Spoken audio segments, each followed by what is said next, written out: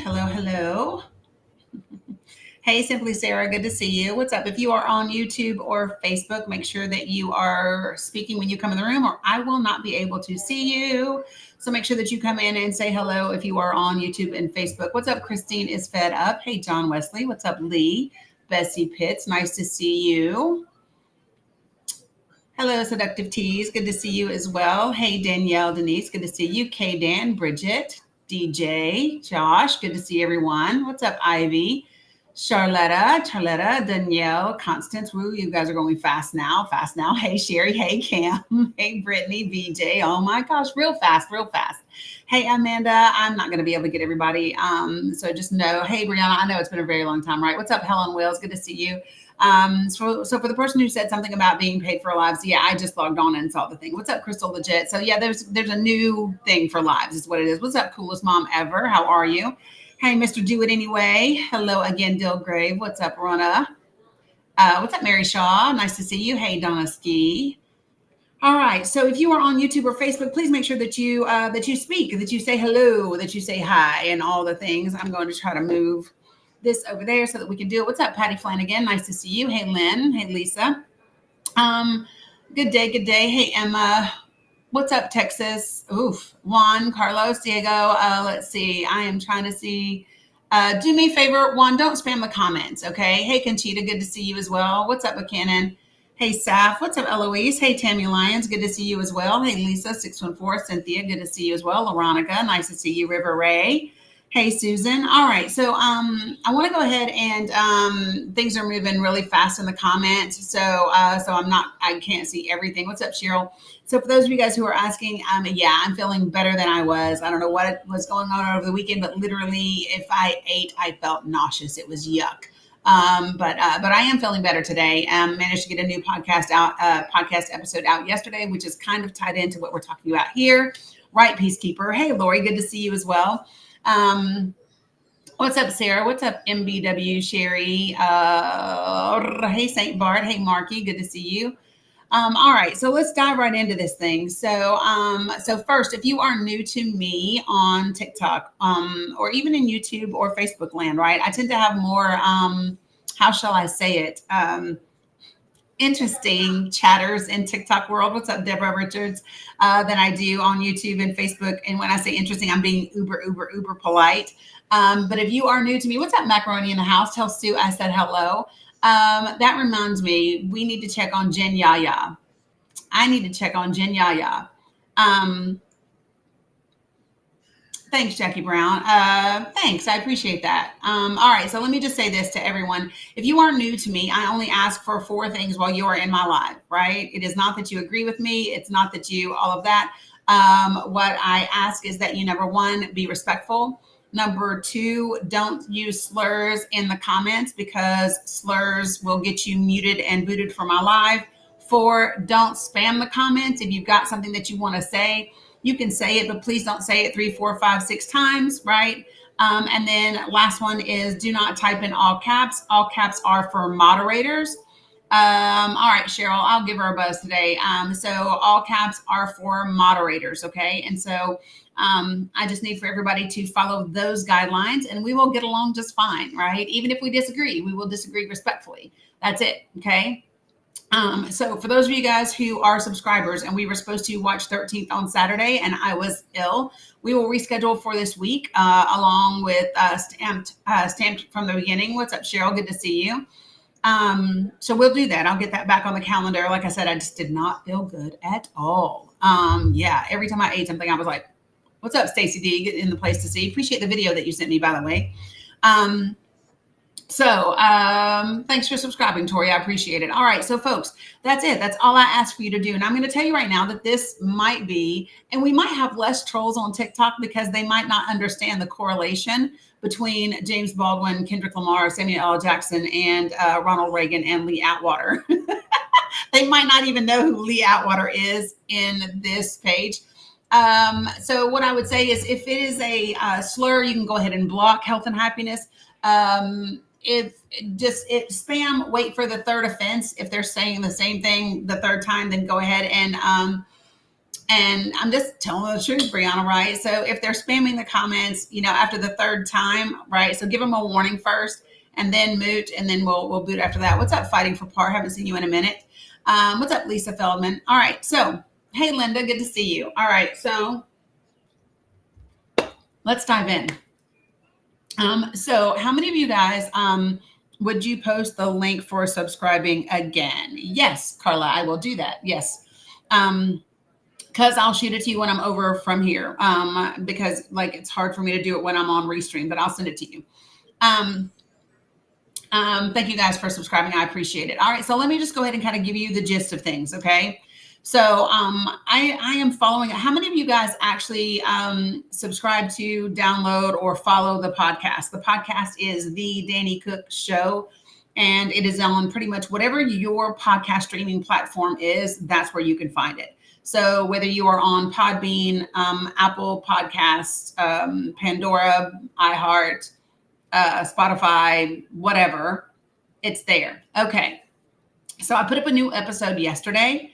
And I'm kind of piggybacking up on this. So I appreciate all of you guys that are listening to the podcast. I am, yesterday's podcast was a bit of I knew it was going to be touchy, which is why I gave that little long ass, disclaimer in the beginning of it. So here's what I know. I know that people don't like to talk about race. People don't like to talk about our history. Appreciate the money gun. People don't like to talk about accurate history. People don't like to talk about critical race theory or DEI or what those things actually are and what they are not. And I had a little bit of an epiphany. So I was reading yesterday. You found it on Podbean. Great, Tammy. Love that. So let me just share this with you. So how many of you guys know who this guy is? The guy who's sitting in the picture like this. How many of you guys know who he is? Because I absolutely adore him. Everybody know who that is? That is the ever incredible, thank you, Julia. Right, that is James Baldwin. And he's brilliant. And he was 100% a pot stirrer, right? It's funny. Subway was going on. Awesome. We got 13 minutes to have 3 more subscriptions on TikTok land. Good morning, Sandra. Good to see you. So let me just say this. So, a lot of times people think that it's an insult when they will talk to me and they'll say something like, gosh, you're such a pot stirrer, or sir, or, you're just using the race card and da da da da da da da. And let me just say this. I'm in very good company when you say those types of things to me. I'm in very good company when you say those types of things to me, because there are some incredible folks in this world and who are in this country who have been called those things, and I'm nowhere on their level, right? You just finished my last podcast. Thanks, 47. Love to hear what you think about it, but it's not an insult to me. Things that I'm going to talk about. What's up, Susie Inman? Things that I'm going to talk about in the next, maybe today or tonight, are going to be this. So listen, we are going to talk about this bill to get rid of the Department of Education. We're going to talk about that. We are going to talk about the emergency meeting that the EU is having today, the emergency summit that they are having today. Thanks, Shauna HP, for subscribing. I appreciate it. We're going to talk about all of those things. Just not right now. We're going to kind of get to them, okay?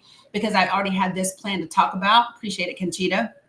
What's up, Linda Sims? Good to see you. So we are going to talk about those things because they need to be talked about. For those of you guys who don't realize, the things that we are doing with regard to Russia and the Ukraine is very dangerous. The things that we have done concerning South Africa, very dangerous. And we are slowly but surely losing our allies. Our allies are distancing themselves from us. And they are filling in the gap with places and countries where we have had relationships, and they are doing it unapologetically, right? And so people need to really understand that when you look at, appreciate you guys for subscribing. So when you look at, the EU and you look at Italy and you look at other places and they say, listen, we are more than happy to become the number one investment partner for South Africa. We are going to be the number one fighting for part. It did subscribe. It said that you did, and it's showing that you're subscribed. So you did it. Thanks, C. I appreciate you. So these things are dangerous. If you all think that, if you think that America is great, and that we can stand all on our own, you are not accurate. You are not seeing the full picture of exactly what is at stake, and we're going to talk about those things. One of the reasons why I think that you don't see everything that is at stake is because of America's history. I do not believe that. So let me just tell you. So here's what happened. So I was scrolling around. Appreciate you guys. I've only been live a few minutes. I've only been live a few minutes. So thanks, not here really, for subscribing. I appreciate it. So let me just say this to you guys. So I was scrolling around, and I ran across this video clip of James Baldwin in the 1980s, and he was at I forget the conference that he was at, but he was talking about White History Week. Have you all ever heard him talk about this? Hey, Tina Noel, what's up, Shea Riley? Have you all ever heard this James Baldwin speech where he's talking about White History Week? This is where I started. I started with him talking about this White History Week, and I was like, what in the world? And he said, yeah, because the thing is white Americans don't actually know their history, and that's part of their problem. Part of the problem with white Americans is that they do not know their accurate history. And a lot of times we think about the fact that it's Black and brown people and indigenous people where history has been not told accurately and not told from our lens. And while that's true, what's also true is that white Americans have not been told the truth about their history. And so the last podcast episode that I just did yesterday that is out, it is called White America's Bird Box. It's history. And what do I mean by that when I talk about Bird Box? If you remember the movie Bird Box with Sandra, what's up? Hey, Mental Chillness. If you remember the Sandra Bullock movie, Bird Box, where they have to wear the bandanas and nobody knows exactly what the creature is. But one thing that everyone knows is that if they look at it, they're going to unalive, right? Okay. So that is our history. Our accurate history for the United States of America is our Bird Box. And all we know is that if we look at it, we're going to unalive, which I think is a good thing, right?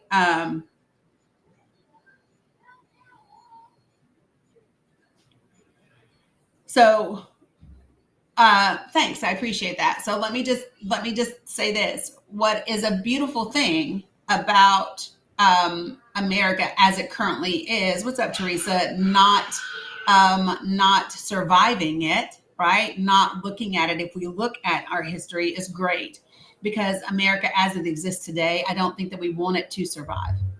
The America that we have today, the America that we have had, I would love for it to unalive.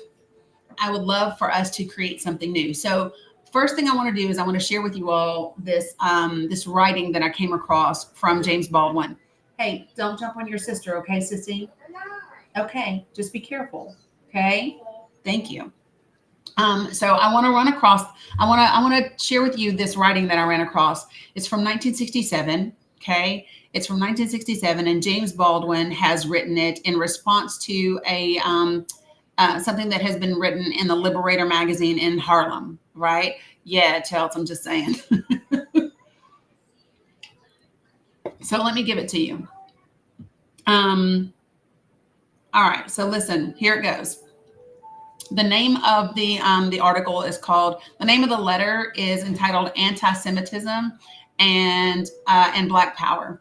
And it says, now keep in mind, these are the words of James Baldwin that I am reading for educational purposes, okay? So here's what it says. We are in the hideous center of a mortal storm, which many of us saw coming. Many of us will perish, and certainly no one of my generation can hope honorably to survive. And whether or not one agrees with me, I think it is useful to assume that America will not survive this storm either. Nor should she. She is responsible for this Holocaust in which the living writhe. It is American power which makes death an inviolable state for so many millions of people. We are a criminal nation built on a lie. And as the world cannot use us, it will presently find some way of disposing of us. I take this for granted. And the future of this nation, even though it may also be my own, cannot concern me any longer. I am concerned with the living. I am concerned with a new morality and a new creation.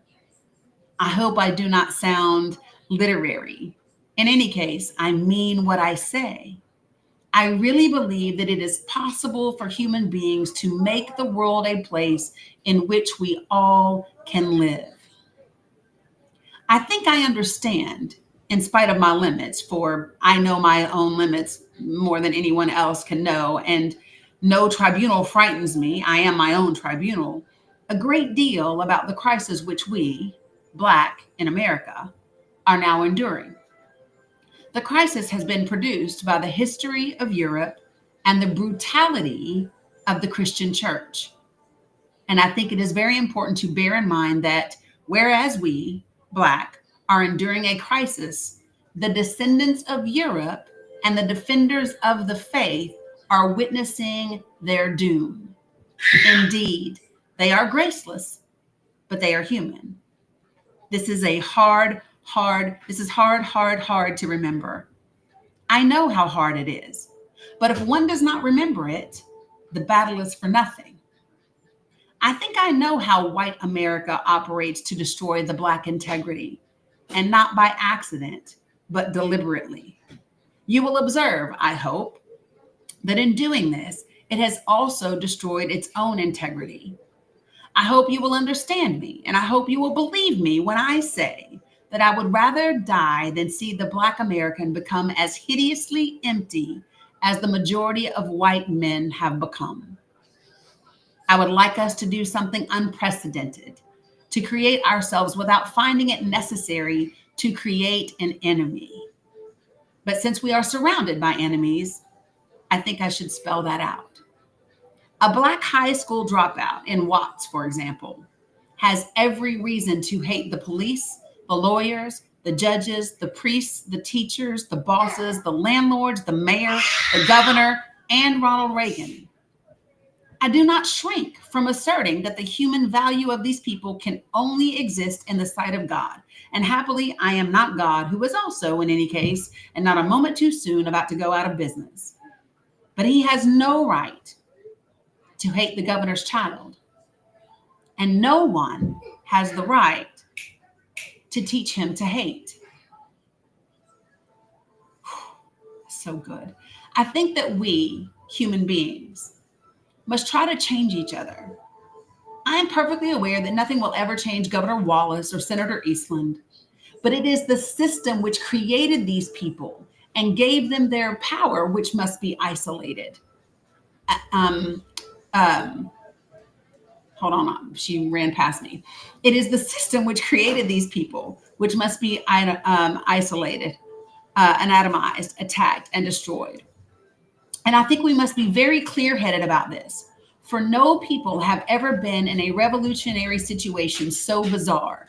It is a revolution which has all the aspects of a civil war, but at the same time is happening all over the globe. And America is fighting it all over the globe, using, by no means incidentally, vast numbers. No, I don't want to co-host with you. Vast numbers of its surplus and despised population. Hopefully, for example, if enough Vietnamese and Black Americans are blown into eternity, the world will be made safe for business.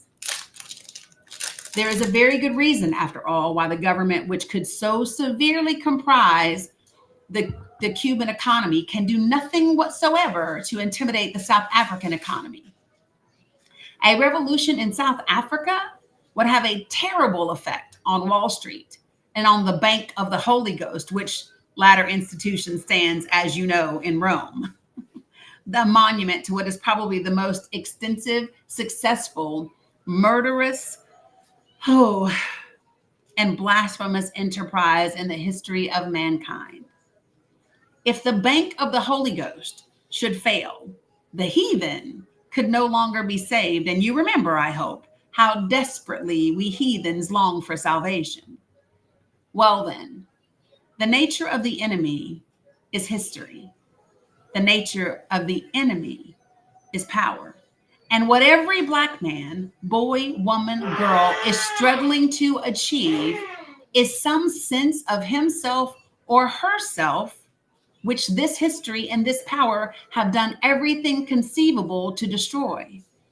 But let us be clear, Black power is not a mystical or a poetic concept, for example. It is simply a political necessity. It has nothing to do with bad guys or good guys, and it really has nothing to do with color. Black arts has nothing to do with color either. It is an attempt to create a Black self-image which the white republic could never allow. It is an attempt to tell the truth about Black people to Black people because the American Republic has told us nothing but lies. But the Republic has told itself nothing but lies. If one accepts my basic assumption, which is that all men are brothers, simply because all men share the same condition, however different the details of their lives may be, then it is perfectly possible, it seems to me, that in recreating ourselves, in saving ourselves, we can recreate and save so many others, whosoever will. I certainly think that this possibility ought to be kept very vividly in the forefront of our consciousness. The value of a human being is never indicated by the color of his skin. The value of a human being is all that I hold sacred. And I know that I do not become better by making another worse. One need not read the New Testament to discover that.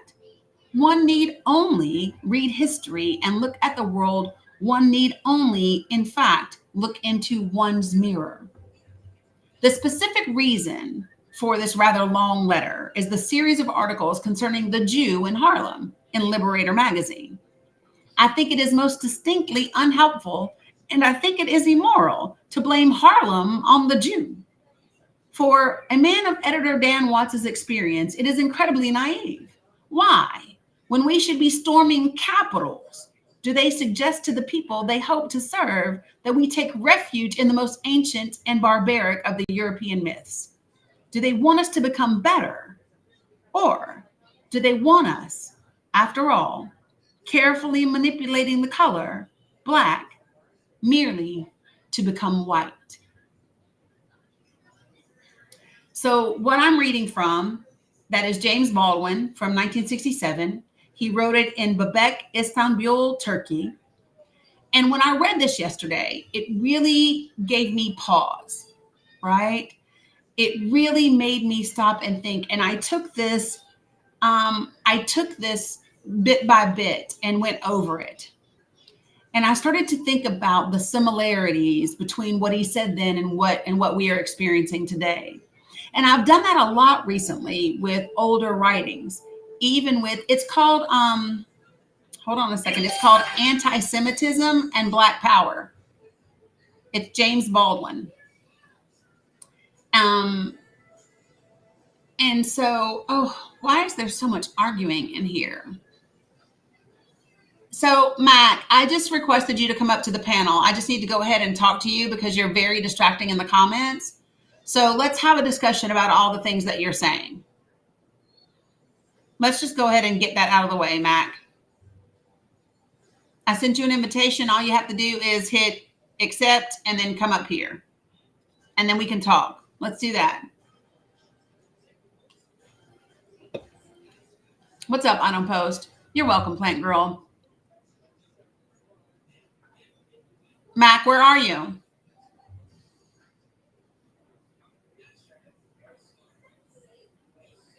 Because here's the thing, right? I'm all for having a discussion. I'm all for talking about things. What I'm not going to do is do a bunch of distraction in the comments. You're at the doctor's office. Give me a minute. Okay, well, make sure that you request up. What's up, Rollo? I see you. Yeah. So he said he's at the doctor's office. So hopefully he said give him a minute. So hopefully he will request up. Let's do that.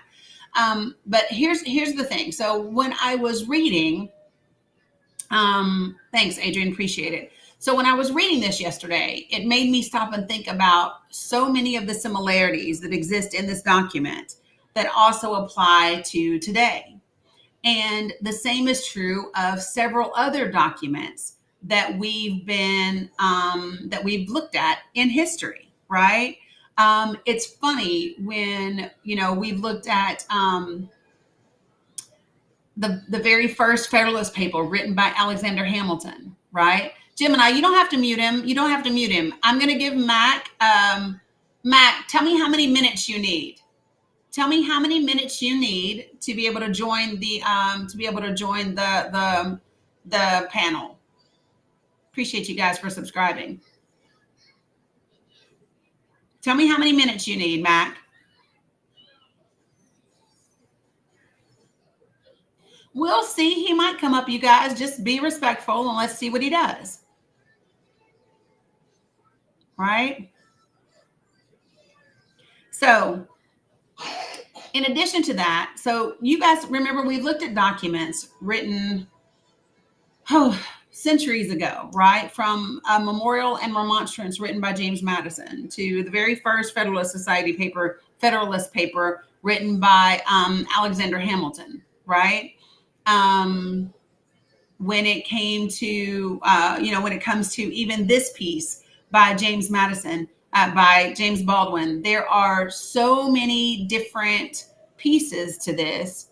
Yeah, so you guys who are saying he's quiet now, he's quiet because he got muted and I wanted to get him unmuted. So give me just a second.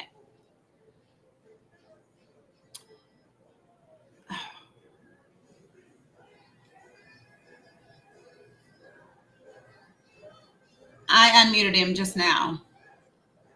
All right. You're unmuted. You're unmuted, Mac. So let me know how many minutes you need before you can join the panel. Okay. All right. So let's keep this going. All right. So as we kind of talk about this, I want us to think about things. For me, what it did is it showed me how far we haven't come and just how quickly history can repeat itself when we aren't doing our part. All right. So I'm going to share with you kind of my perspective about things because I think about the fact that this was written in 1967. So 1967 is also the year of the Loving case, right? What's up, Nico? So when we think about the Loving case, we think about the fact that, interracial marriage was allowed across the country at that time for the very first time, because prior to that, when left only up to the states, there were many states in which people could not marry someone of a different racial makeup, right? So how long ago was that? Well, I don't know. I mean, I have a brother that was born in 1965, and I have a brother that was born in 1968.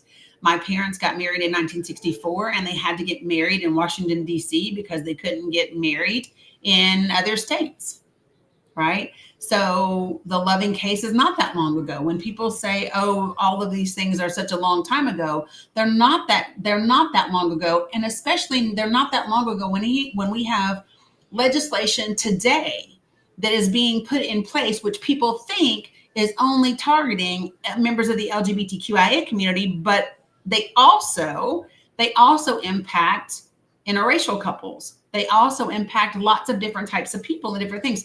So this is one of the things that we have to pay attention to, are the unintended or possibly intended consequences of these bills. And this is why your beliefs, and especially your religious beliefs, should not govern how law is created and passed. Okay. So, when you start to say to people, we are not, we're a pastor they don't have to marry you if their religious beliefs, don't align. Well, I don't know how many of you all know that there are plenty of people, especially in the South, whose religious beliefs include not mixing races. You all know that, right? Thanks, Big C. So that's a thing. So I want to take James Baldwin's letter and I want to kind of break it down a little bit by bit. Is that cool with you guys? All right, let's do that. So the first thing that sticks out to me in this letter is when he says that America cannot survive the storm that it is in, that many of us saw coming, and nor should she because she's responsible for this, right? And it says it is American power which makes death an inviolable state for so many millions of people. So let's talk about that. Are we or are we not being led into a position where millions of people's lives are at risk because a particular group of people, predominantly men, are seeking absolute power and to expand the current power that they have? Are we not witnessing that right now in this day, in this administration? Because I believe that we are, right? One would ask, how much power is enough? Right? And when we say nor should she, because she's responsible for how we got here, well, we are the she, we are also the she. So I think the other thing that we have to own is that we are part of how we got here. Right? We are part of how we got here.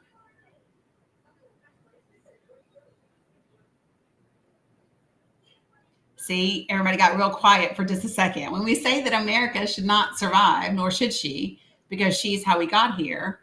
Again, we have to remember that we are part of that she. What's up, Amy? Right? We definitely are. What's up, Jen? And so when we think about that and we think about being a part of the she, we have to start to ask ourselves, what role did we play in how we got here? What role did each of us play in how we got here? Were we apathetic? Were we disengaged? Were we selfish? Were we engaged, but in a conflicting or a were we engaged, but were we in a the way that we were engaged? Were we engaged in a hateful way? Were we engaged? Have we spent the last 8 years talking so badly about the people that voted for Trump that you gave them no choice but to vote for him again?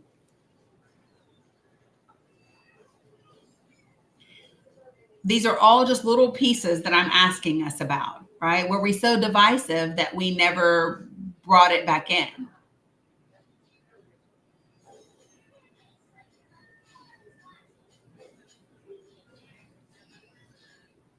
Right? So I think, so you know that saying that before we can heal anything, we have to be able to acknowledge it, accept it, take ownership of it, right? Before we can do anything about it. A lot of times we look at the other people, the other folks that are playing a role in this, and we look at how, what role did they play? But I think the question is, what role did we play, and what do we need to do to fix the role that we're in? What does that look like? What does that look like?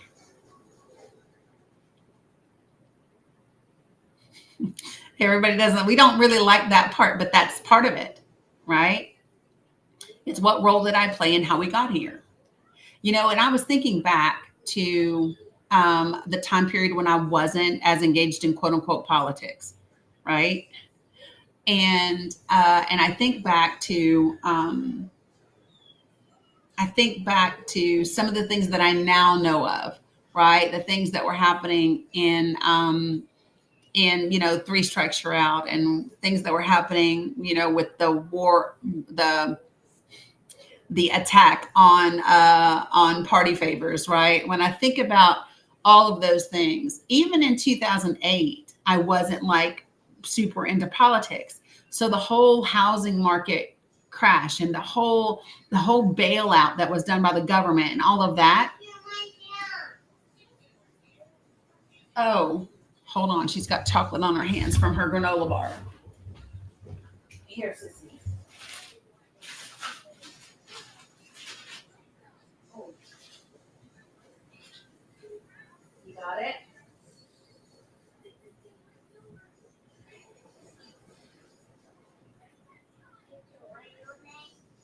Two. Okay, there you go. You're good now. Okay. So the thing is that because I wasn't into the political part of it, right? To me, it was just times were hard, but I didn't know why times got hard. Like I didn't know what role certain politicians and people did or didn't play. So there was almost this, that ignorance is bliss.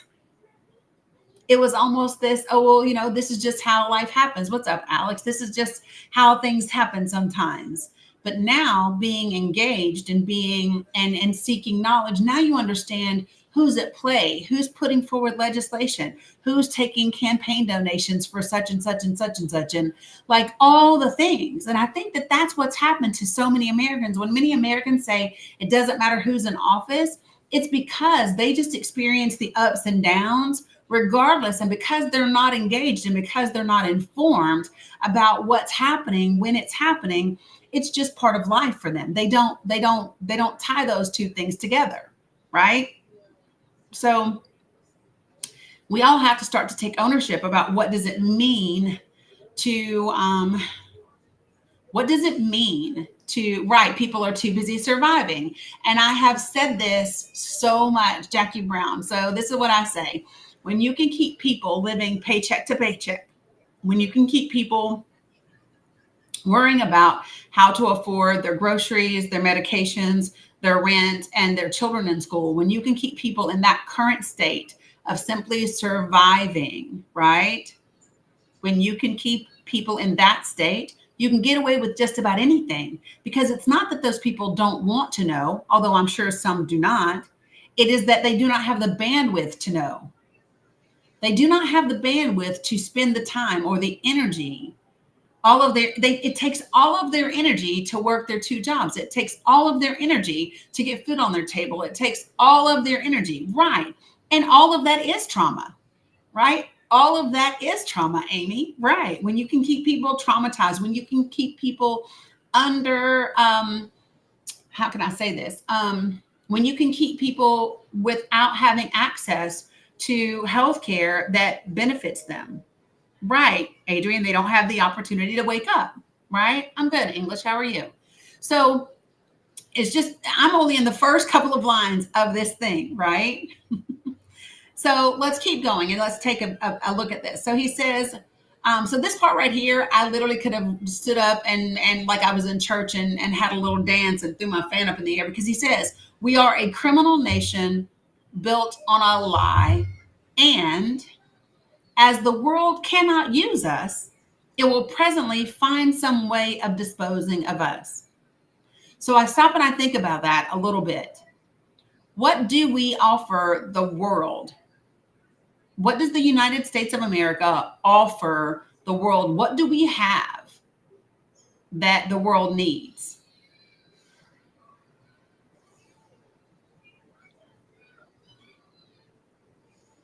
Right? Security. Security is all we've been offering. Security and aid, correct. Security and aid. That has been the predominant thing. But what do they need that? When we say money, do we really? What happens when the dollar no longer becomes valuable? What happens if the dollar no longer has the value that it currently does? Renee, I don't agree that we offer the world the idea of freedom and democracy. There's about 180 other countries in the world that have democracy and freedom. See, I think that again falls into this inaccurate history that white America has taught itself. right? We have been taught that the greatest thing about America is democracy and freedom, when the reality is that almost 200 other countries in the world have democracy and freedom, right? There's nothing that unique about democracy and freedom. We're not the only ones to have it. No worries, Deborah. But that's that lie to ourselves, right? About who we are as a country, right? Yeah, Adrian, I hear you on that note, right? So let's keep going to the next part of what, well, let me go back to the first part. He says, we are a criminal nation built on a lie. Is there anyone who's listening to this that has a negative reaction to hearing me say the United States of America is a criminal nation built on a lie?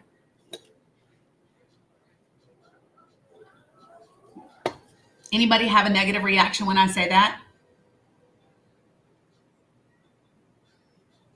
I think the people who do won't say anything probably. Yeah, see. Yeah, because it is true. It is true. We are a criminal nation and we are built on a lie, right? Christopher Columbus did not discover the United States of America. They did. Europeans did not settle this land. It's not a thing, right? And so again, it's not just people being scared. It's not just white America having an issue with accurate history taught from different racial perspectives or different ethnic perspectives. It is white America being scared of history being taught as fact with regard to themselves. What is the truth? What is the truth? Have you ever begun to thought about that? It is not about white America having to come to terms with who Native Americans are, or Indigenous Americans are, or Black Americans are, right? It's about having to come to terms with who they have historically been, right? But see, this is the thing, Auntie Tiff, you said white folks being portrayed negatively. It's not being portrayed negatively. It's white people being acknowledged. It's not portraying them a certain way. It is telling the truth about the way. And this is why he said, plain as day, he says, hold on, right here. He says, and I love this part, when he talks about Black power, he says, Black power is not a mystical or poetic concept. For example, it is simply a political necessity. So can we take that piece right there? Black power a um, is not a mystical concept or a mystical force or a poetical concept. It is a political necessity. So when we say Black power is a political necessity, what does that mean? Black power is a political necessity. What does that mean?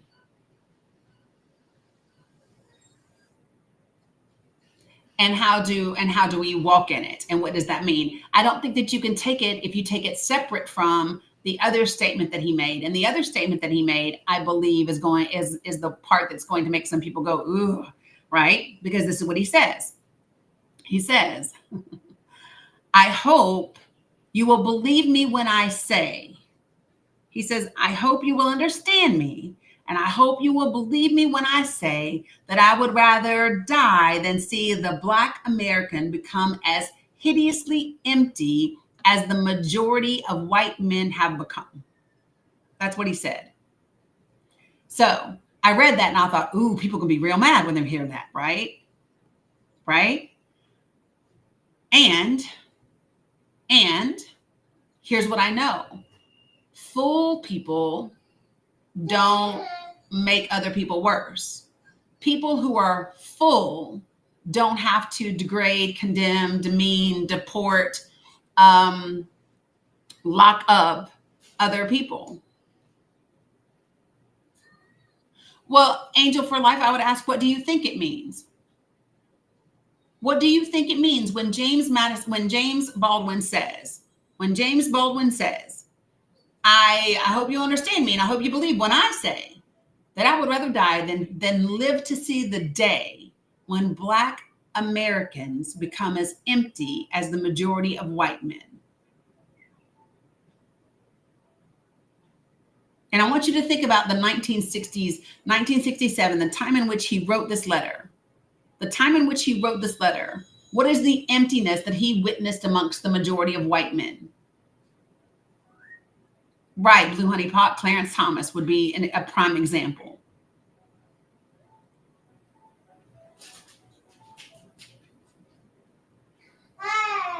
Right, and so to me, what that means is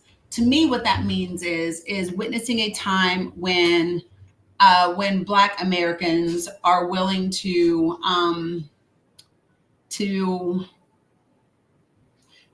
sacrifice and sell out just about anything to become white.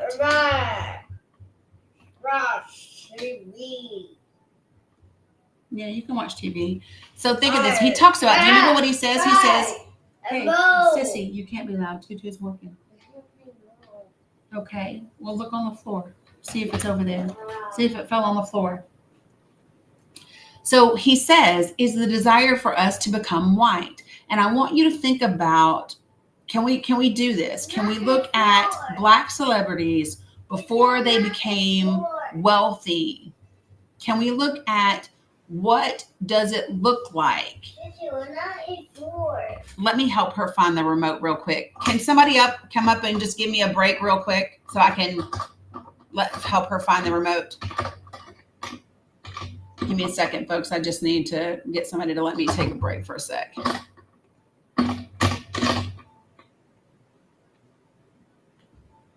Hold on, Sissy. I'm going to help you, okay?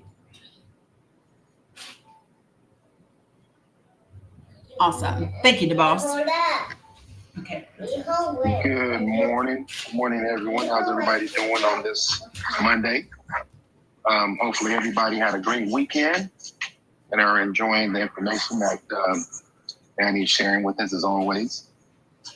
If you are not a member of Danny's team, go ahead and follow Danny. You can subscribe to Danny's Live. Where are we at? Let's tap the screen. Let's get over 100,000 this morning. Hey, BJ. Yeah, I'm moving this. I'm shaking and moving too. Good morning, Candy. James Baldwin. Has anybody been keeping track of while she's talking about these books?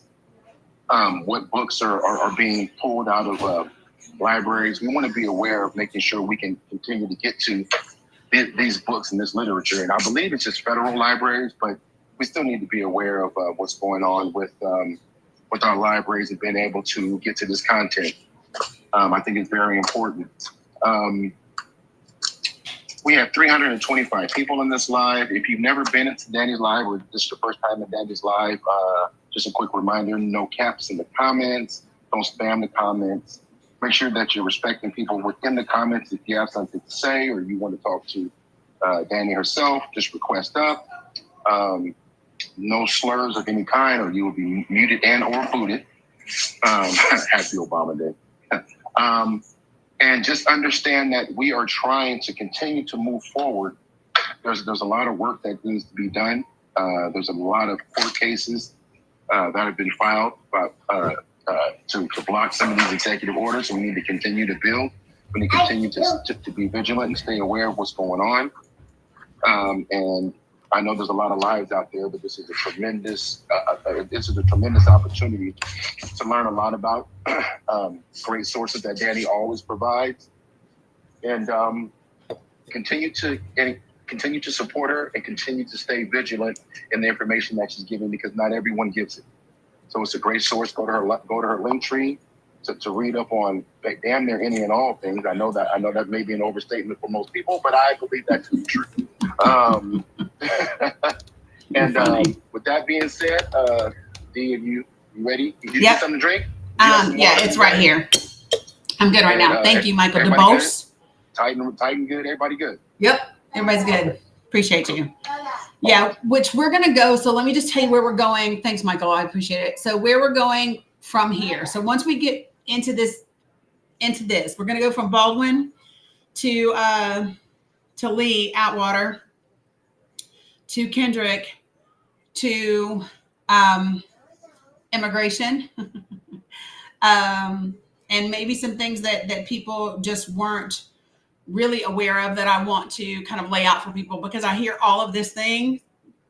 I hear all of this thing about, if they just come here legally. What I know is that most people don't know what legally means. People don't realize that people who are here legally right now are being picked up and hauled off. I spoke to a friend of mine this morning who had someone here back home in Johnson City legally going through the asylum process, and went to their first hearing in October under the Biden administration. Everything was going fine. Went back during the Trump administration in the last few weeks to their second immigration hearing, and they did not come back out of court. And they are now being shipped down to another state somewhere else. So we're going to talk about all of that. We're just going to get there. And because, believe it or not, they are all tied together. These things are all connected. When we begin to talk about this inaccurate history, if you do not know history, you will repeat it. You can repeat it, right? And so when we don't address and call a thing, then that's necessary, right? And so what he says, I would rather die than see Black Americans become as empty as the majority of white men. Now, when he said that, I want us to be clear. He did not say all white people. He did not say everybody. He said the majority. And I think when we look at our Congress, when we look at our legislature, when we look at our judicial systems, when we look at our legal systems, when we look at our law enforcement systems, when we look at our education systems, the reality is that the people that are in positions of power, predominantly, and the majority of them are white males, and they always have been in this country. And what I would challenge you on is, if you have some sort of resistance to his words there, what I would say to you is this. You're welcome, Angel. What I would say to you is this. If you have a problem with that statement, then I would ask you, why are we where we are? Because here's what I would tell you is that if we had people who were full, absolutely, I'll put it in the link tree. Our education system, we wouldn't have children not eating. We wouldn't have teachers not being paid a living wage. We wouldn't have, education system where, the idea of equity and access is somehow a bad thing, right? If we had people that were full, we would want to be able to address head on the history that we all share, and we would be able to call a thing and know that that the history doesn't define us unless we want it to. Right? Acknowledging the history is how we get free to create something different. But the more that we resist the history, right, then we don't address what makes us who we are, because history is part of what makes you who you are. And we know that as individual people, right? We know that our mistakes, our bad choices, our traumas, our joys, our laughters, all of those things combined together make us who we are. And so it's only when we accept the seemingly negative parts of things, the learning parts of life, it's only when we accept them and choose to learn from them that we can create something different. But as long as we pretend that this is a thing that's never ever happened, that it's simply not true, that it is something other than it is, then we are destined to, we are required to stay in this space, because we are not equipped to get part of it. We're not equipped to get past it. We just aren't going to be able to do that. And so it's important for us to remember that. I was grabbing this to put it in the link tree as I was talking. So give me 1 second. I got link tree for you. No, I don't want to do that. Okay, so I am putting the link to this writing in the link tree. So give me a second. Come on, please.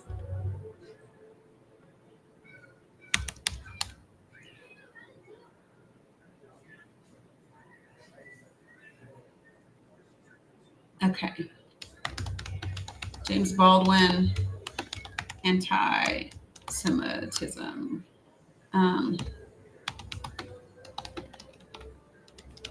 Okay, so it's in there. It's in the link tree, you guys. Okay, so let me keep going. Um, this part is the part that I love. And so, it's funny because people talk about how brutal James Baldwin is and the way that he says a thing. People talk about how direct he is and how he doesn't sugarcoat anything and how, have you ever seen him being interviewed on TV shows and things like that? The people who were interviewing him sometimes didn't know what the hell to say to his responses because he was so matter of fact about exactly what it is. And so sometimes there's this idea that if you are that way, that means you are the anti-racist. You are the Black Panther type of thing. You can't believe in humanity. You can't want brotherhood. And so he dispels that notion very quickly by saying, listen, I am not concerned with the state of the country any longer. This is what he says. Um, he says, I mean what I say. I love this. He says, I am concerned with the living. I am concerned with a new morality and a new creation. I hope I do not sound literary, but in any case, I mean what I say. I really believe that it is possible for human beings to make the world a place in which we all can live. So at the same time that he is saying that America as it stands should not survive, right? Right? Because she has played a role in how we got here. He is saying at the same time, I still believe that we can create something new. I still believe that we can create a world in which we can all live together. I still believe that we can do those things.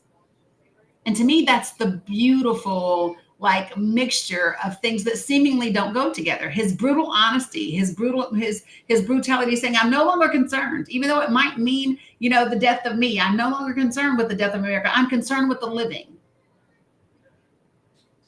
I'm concerned with a new morality. I'm concerned with what we can create together.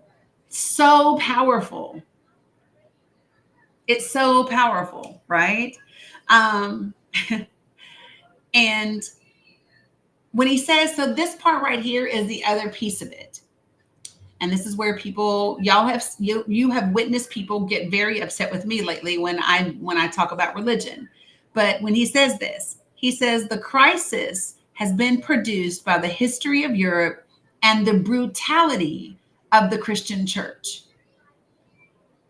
Now, if you are a Christian and hearing the Christian church described as brutal, and if you find that offensive, if it somehow makes you feel some sort of way, this is your opportunity to dig in. This is your opportunity to address those things head on, right? He says, and I think it very important to bear in mind that whereas we, Black, are enduring a crisis, the descendants of Europe and the defenders of the faith are witnessing their doom. Ooh. He says that's hard to remember. But if you don't remember it, the battle is for nothing. And so again, this is where we have to remember that this is remember how I keep saying that I believe this is the last deep breath that racism will take before it dies. You remember when I talk about the fact that like when people are very sick, you've ever seen somebody who's sick and somebody who's like got cancer or something, and they're, that they're close to the end, and then all of a sudden they seemingly have this recovery, and it might only last for a few days or for a few weeks, and all of a sudden they have energy, they rally, they pull it together, and you're just like, oh my gosh, and then they go suddenly. It's that last surge, and that is what I have said for the last few years about racism in this country. I think that this is where we are. We are in that last big breath. I really do. Right, the death rattle. 100%. That is what I think. And the reason I believe that is because I believe that while there are people who get offended when you still talk about race, I think the majority of people now understand what has happened, or they have an inkling or a desire to learn. I really do think that, right? And I think that overt racism makes almost all people, really uncomfortable, right? Because people don't like it. They believe and they know that overt is wrong. It's the covert that people don't quite understand. And we have to look at the covert because of the country that we've all grown up in, the society that we've all grown up in, the history that we have all been taught lies to everyone. You know, when I was reading this letter, it dawned on me why I have the reaction that I do when I'm around, um,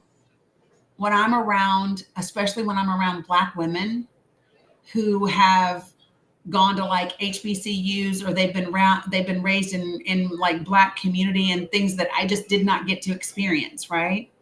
Being biracial, my dad passing when I was 6 months old, my mom doing the best she can as a white lady to raise me in the 70s and 80s, but she's raising me in a community in a region that is 91 to 96% white, right? So there were just things that no matter how well she did, I wasn't going to get. And if you don't know this, Black people who are the significant minority that live in the South are different than Black people who are the majority or have a significant population in the South. They are two different things. They really are. But when I was reading this letter, and he says that Black power is not this mystical thing, but it's a political necessity. And he says Black art isn't like poetry. It is about telling Black people about Black people, right? So it's describing. Let me quote it. So this is what he says. Listen to this. He says, hold on a second. He says Black power is not a mystical or poetic concept. For example, it is simply a political necessity. It has nothing to do with good guys or bad guys, and it really has nothing to do with color. Listen to this. Black arts has nothing to do with color either. It is an attempt to create a Black self-image which the white republic could never allow. It is an attempt to tell the truth about Black people to Black people. And that's what it is. Do you all remember when Inga Willis was on with me and I found myself emotional with her just listening to her talk? And she made me miss being around Black people like that in Atlanta. There's a truth about who Black people are that you get, that is just it's emotional. I'm getting emotional right now, as I talk about it, because it is telling the truth about Black people to Black people. Shit, right? Like, it's just this thing, and it doesn't take away anything else, right? Yeah, CD. So you get it, right? So there's these the differences are just astounding, and so it to think about this. And he said, listen, he said, the white republic isn't just hasn't just told us nothing but lies. The republic has told itself nothing but lies. I am reading James Baldwin from 1967, his letter called Anti-Semitism and Black Power. Right? It's crazy. But that part of it is what it really made me. So when you read this letter, it's in my link tree, right? And when you read it, he actually puts in italics, to tell the truth about Black people to Black people. The "to" is in italics, right? And then he says, but the republic has told itself, and itself is in italics, right? There's this stressing of that. And I think that's the part that that is like astounding, right? Thanks, Deanna, for subscribing. Is that the republic has told itself lies about itself, and then it's told itself lies about us, and then it's told us lies about us. And like, is there at any point that it has told the truth about our existence? Is there any point in which the white republic has told the truth about itself, about Native American and Indigenous people, or about Black people? Is there a place where it has done so? And if not, how do we rectify that? And then he talks about What we think of success is basically becoming white. It's assimilating into their systems. We celebrate when Black people reach the level of white people and in their circles, right? And so the question becomes, is it that are we actually becoming better, or are we becoming white? That's what he asks at the end of the letter. Yeah, baby. I know. And that's a question, isn't it? Yes, baby. Yeah. No, she didn't. Move away. Move back from her. But that's the question that he asks, right? He says, are we actually becoming better, or are we becoming white?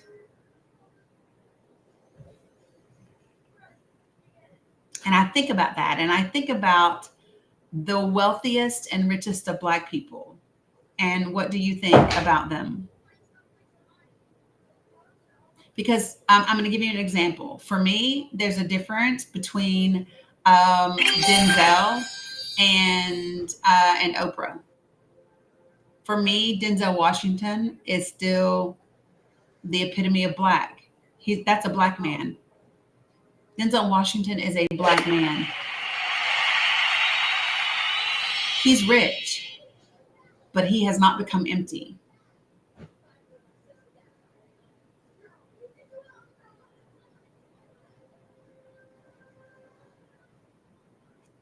See, you guys are already getting it. You're starting to think about these different Black people and who has become better and who has become white.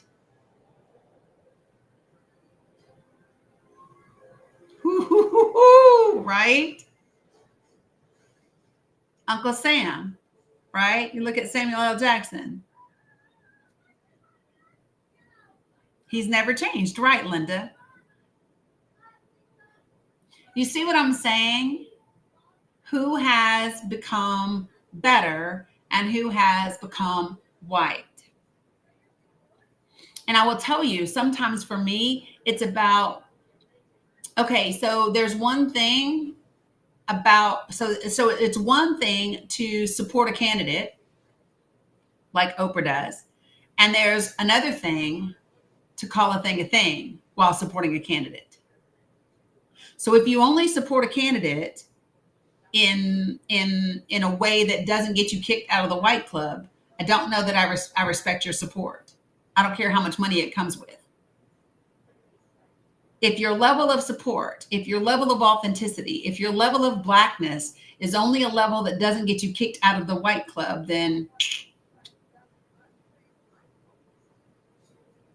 yeah. So John, you're trying to quote LBJ, and that's not exactly what he says. So the quote that you're referring to from Lyndon B. Johnson, people have heard me say this a bunch of times. So the Lyndon B. Johnson quote is when he talks about, if you can make the poorest white man believe, the worst white man believe that he's better than the best Black man, right? He won't notice you're picking his pocket, right? And then he says, hell, you do it well enough, and he'll empty his pockets for you, which is what you see with lower socioeconomic white Americans who support Donald Trump. They are willingly emptying their pockets for him because he has made them feel superior with his talk of DEI and woke and underqualified and all the things, and immigrants. Right? That's a Lyndon B. Johnson quote. I've talked about it several times. If you guys want me to give you the hold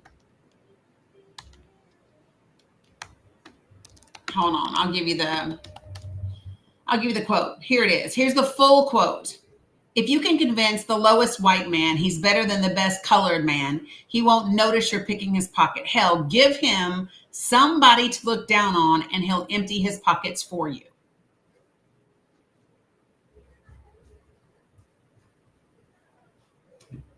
Okay. Yeah. Yeah, that's a Lyndon B. Johnson quote. Lyndon B. Johnson, that's who said it. So when that quote was done, it's when they were coming into Nashville. And at the time that they were coming into Nashville, he was riding in the motorcade with one of his aides. And there were some folks, with racial signs on the sides of the street. And Lyndon B. Johnson was raised in the South. And so his aide was saying, I don't get where this racial hate comes from. And he said, oh, I do. And so that was when Lyndon B. Johnson gave him that quote. Okay. Yeah. So again, but what is that we're talking about, right? What are we talking about again? We're talking about, are we becoming better or are we becoming white, according to James Baldwin? Now, oftentimes I only show the verbiage of this thing, but I think today I'm going to play the audio for you because I want you to hear it. It's a little difficult to hear because it was recorded in 1981. It was recorded in 1981 when Alexander Lamas was interviewing Lee Atwater in the White House when he worked for Ronald Reagan.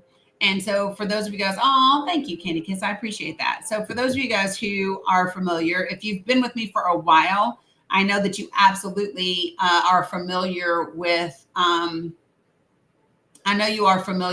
the Southern strategy, right? But it's different when you hear it. For me, it was different hearing it when it comes, thanks, Carla, coming from his own voice. It was different. So before I just play this video though, I want to kind of paint a picture for you because it's important to have this picture in your mind's eye as you listen to this. So what I would like for you to picture in your mind is the guy up here in the tan blazer, the guy over there in the tan blazer. His name is Lee Atwater. He was one of the most powerful and influential Republican political strategists. You can find pictures of Lee Atwater with Ronald Reagan, like you see here. You can find pictures of him with George Sr., George Jr., like a bunch of them, right? Been around for a lot of time. And so Lee Atwater is interviewed. And at the very beginning of this, TikTokers, I'm going to put you all down here so that you can hear what he says. But he's asked, how do Republicans win the votes of racists without sounding racist themselves? Okay. And this is what he has to say about it. So I'm going to attempt to play this for you. For folks that are in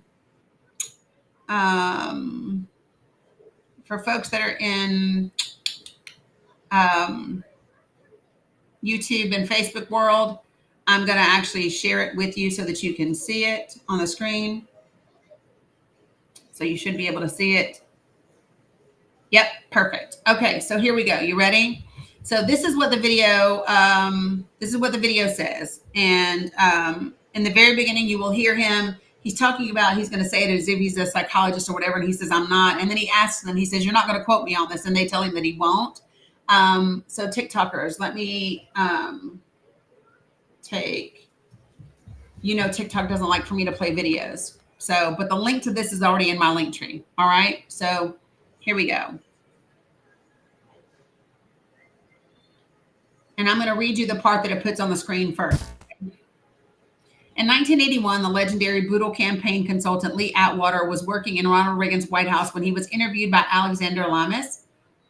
And it says, in this audio, made public for the first time ever, Atwater lays out how Republicans can win the votes of racists without... Here's how I would approach that issue as a statistician or a political scientist, or no, as a psychologist, which I'm not, is how abstract you handle the race thing.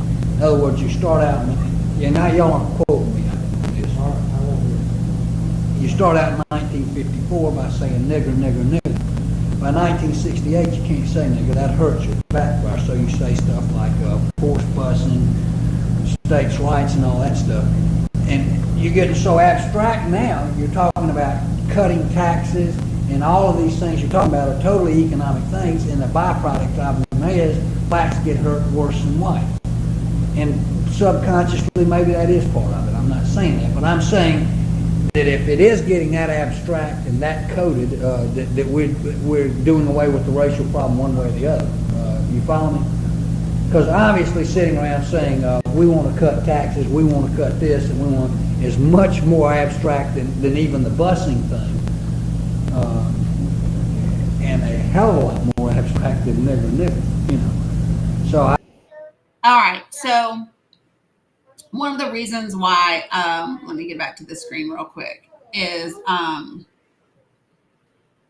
so, um, you know, his wife ended up sharing that video after there was controversy when people were saying it didn't happen and whatever. And so his wife ended up sharing that video because she got tired of people questioning the authenticity of the things that he'd said. So give me 1 second and I'm going to come back. All right. So here we go. The video, it's in my link tree, Rebel Skeptic. You can find it on YouTube as well. Just type in YouTube, Lee Atwater Southern Strategy. And it's there. Right? So I'm going to tell you guys what. I invited Be Free Again up to the panel. They haven't accepted the invitation, which is why I don't believe them to be genuine in their desire to have a productive conversation. Right? If all you want to do is be a keyboard warrior and say things in the comments and make accusations in the comments, but you don't want to join the panel, then I don't have any respect for you or the things that you say. Right? I just simply don't. Yeah. So, you know, see, this is the difference when some people actually take the country and what's happening seriously and people who don't. People who behave in that manner, right, are people who come from a place of privilege, and who are, who are not. Oops, I lost it. That was probably me. Yeah. So, you know, it just is what it is. Yeah. Like I don't pay attention. I told y'all, baby carrot men don't impress me at all in any way, shape, or form. You know, just that's it. I think about what a sad individual that you must be. You guys ever thought about that? Yeah, you can find text for proposed bills in Congress.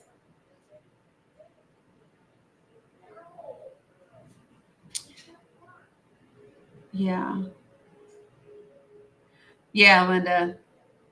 Thanks, Teresa. I appreciate it. So yeah, you can find the text for all of the bills. I'm not sure what website you're on, but you can find them. They're on Legiscan. They're out there. You can find them on the websites, right? What's a baby carrot? It's this, Matt. It's this. This. And so for me, yeah, you know,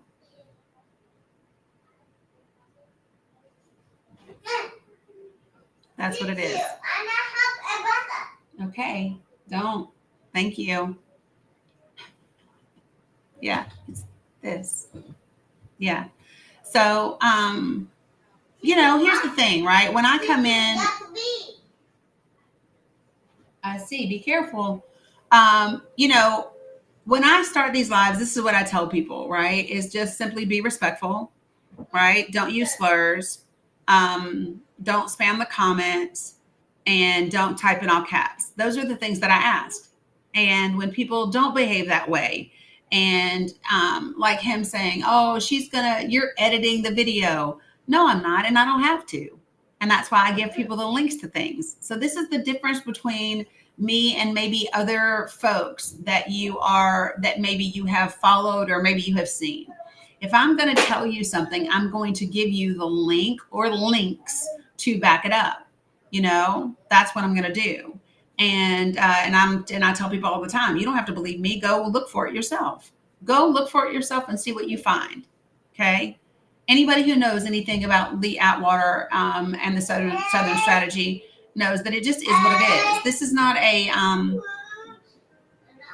right. This is not a secret that there has been a concerted effort, an intentional effort to win the votes of racists. Listen, Lindsey Graham said it out loud in 2012, you guys. And I've talked to people about this as well. Listen, in 2012, when Mitt Romney was getting beat by Barack Obama, and Lindsey Graham was asking why he was getting beat so badly, Lindsey Graham said this, and I quote, he said, "We are losing the demographics race. We are not generating enough angry white guys." That is what Lindsey Graham said in 2012. And I want you to think about the language of the Republican Party in the last 12 years. The language of the Republican Party in the last 12 years has been to create angry white men. And it has culminated, right? It has reached this peak with immigration and the deportations and DEI and woke and all the things, right? No, the DEI and the woke is to generate the angry white guys. You saw the culmination of angry white guys on January 6th of 2021, right?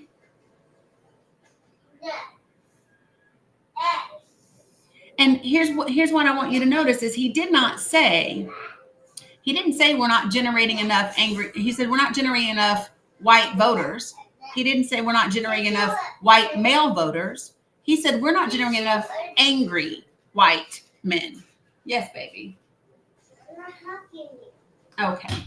Right. So it's everything from CRT, DEI, right, woke, and BLM.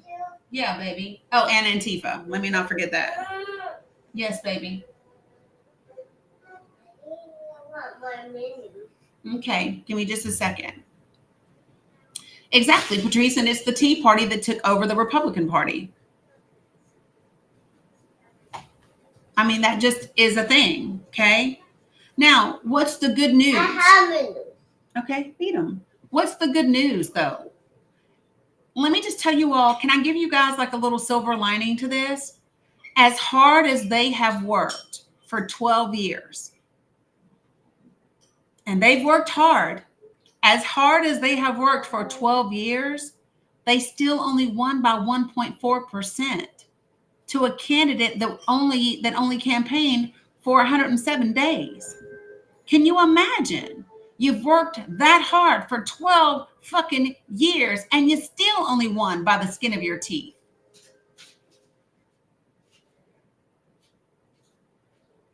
And your candidate had to announce his candidacy 22 months ahead of time. 22 months ahead of time. No, they're not, user. No, they're not.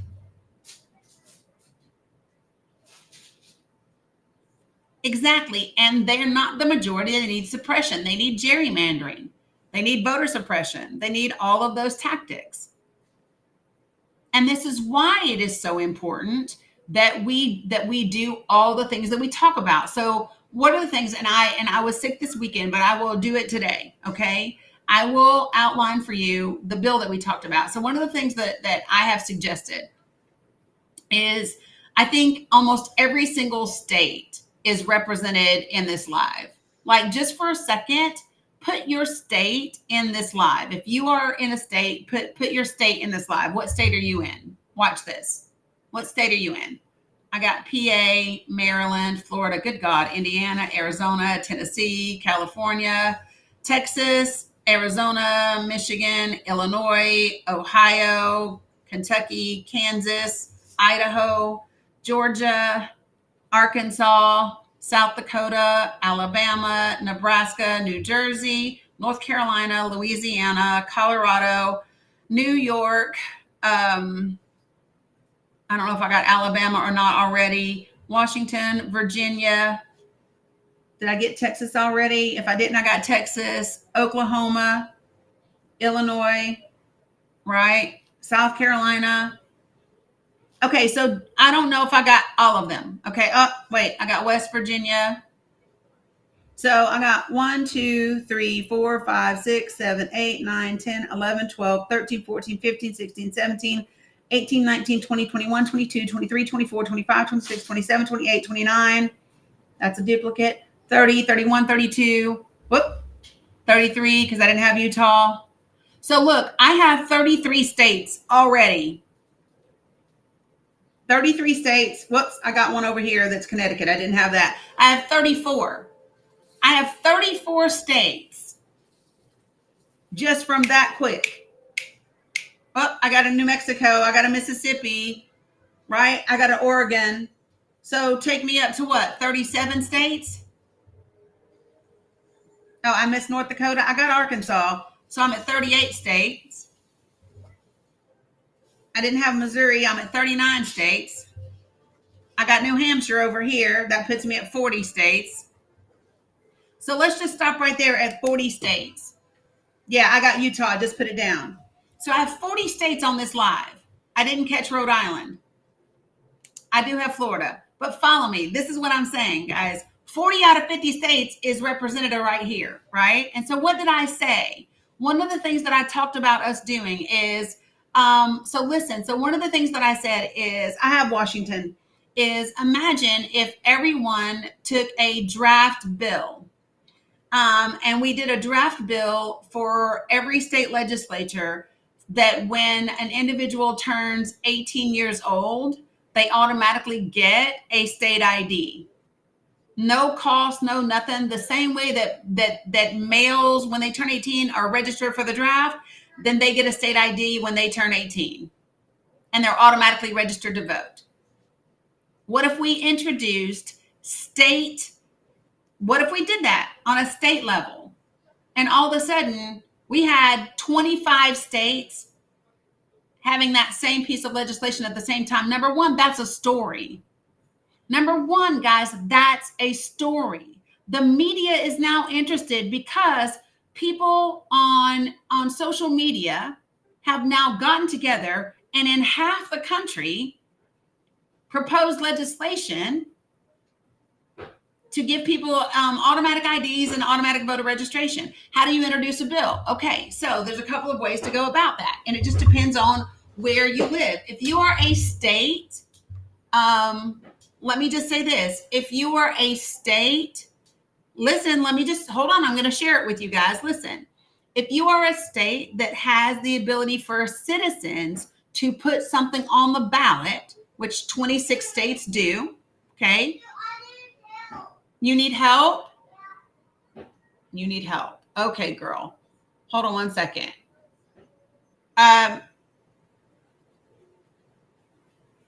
Steve, it depends upon the state that you're in. I'm coming, sis. Not every state can help you. Thanks, Jen. Hey guys, how's everybody doing? I'm sort of just been multitasking in the background, but I've been listening to Danny and I love how she connects all these dots for us. So I cannot even wait to hear the rest of it. While she's going to help Mila, please everybody just keep tapping. We're doing a great job, by the way, on the tapping, but also make sure that we're doing the shares because those are equally as important. Hi, everybody. I love seeing your little greetings in the chat. That really actually does brighten up my day. So make sure you're also doing the shares at the bottom right-hand corner of your screen. Let's help Danny keep achieving her little gift goals up there. She's got one going right now with the 2025.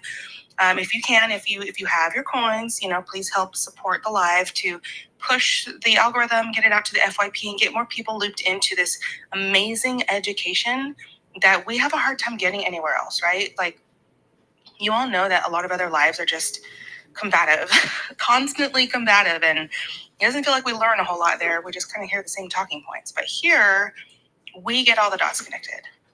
Hey, Brandy. And so let's make sure that we show their appreciation as much as we can and try to bring other people in. I have lately been on a couple of Canadian lives, which has been super interesting to hear other people's point of view about what's happening in our country. And I've been trying to connect with more of them as well, and also been sharing Danny's live to my new friends, my new Canadian friends. And also make sure, you guys, if you haven't done it yet, if for some reason you've procrastinated, please make sure you have connected with Danny on all of her other social apps, okay? Because the countdown for this one is, looming, right? So let's just be real. Let's make sure we're ready for that. And I will say, for the creators that I follow that have moved over to YouTube, I've really enjoyed it because you don't have to censor your speech as much. So honestly, it's actually a positive thing in some ways. So, all right. So thank you guys for listening. Thank you for tapping. Please keep up pushing that algorithm out to help support Danny.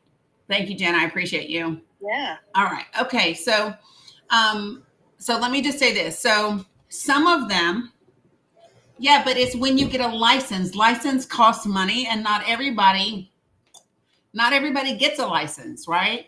So the idea is when you are 18. The idea is when you are 18 to automatically be registered to vote and to get a state ID sent to you. You got it? Because, and worst case scenario, make it a $5 fee to get your state ID, right? We should not have barriers to voting. It should be something that we get to do, right?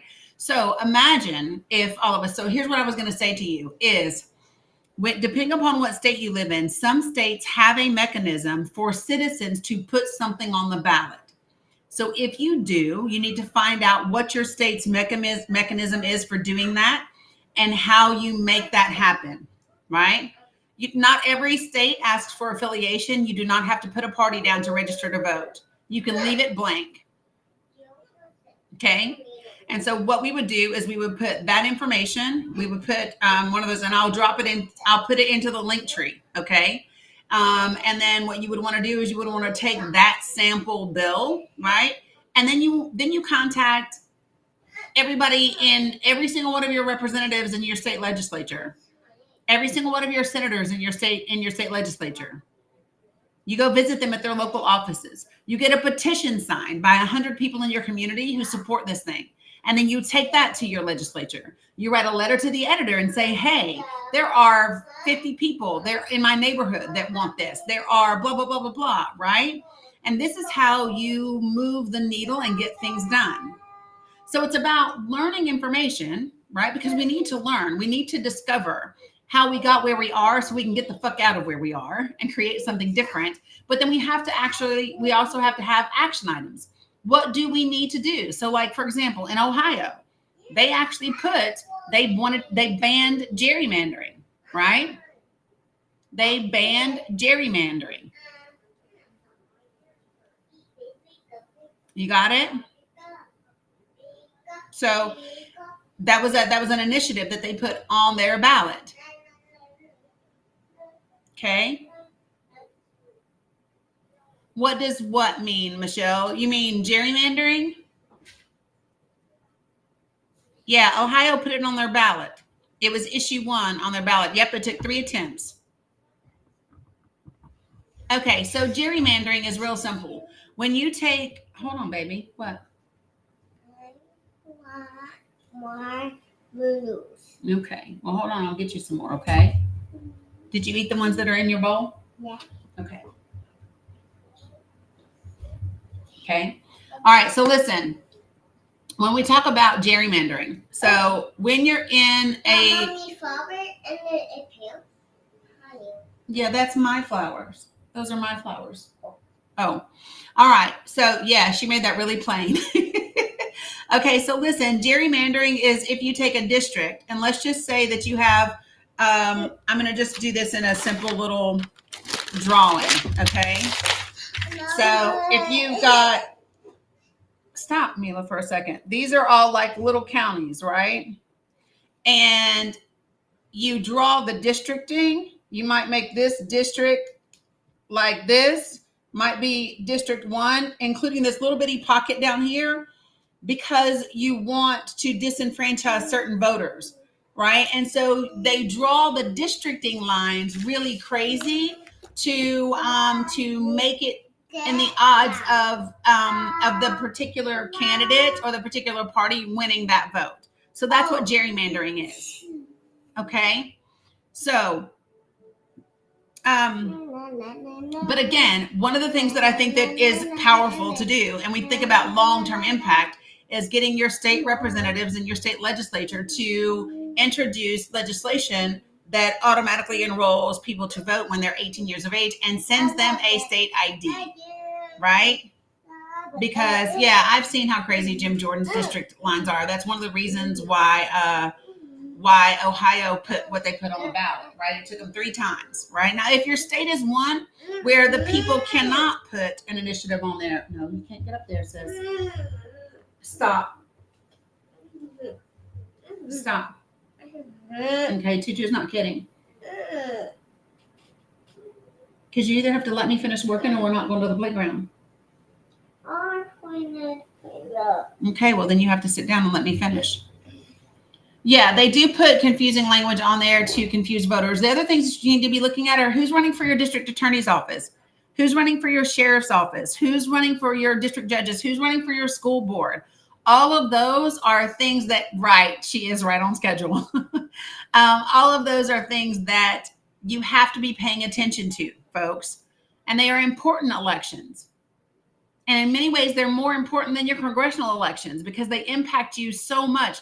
Let me tell y'all something. While everybody is so behind getting rid of the federal government, let me just back up for 2 seconds and say this. I want you all to remember and think back to the time before we had the Federal Department of Education. What did we have in this country? What did we have in terms of education? What did our education system look like?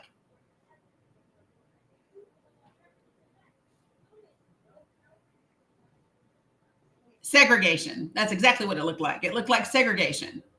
And don't think just racial segregation. I want you all to remember when we had, there were certain classes that women and that girls couldn't take, right? Girls couldn't take shop. Girls couldn't take mechanics classes. Girls could only go to Wesleyan, right? Economic segregation,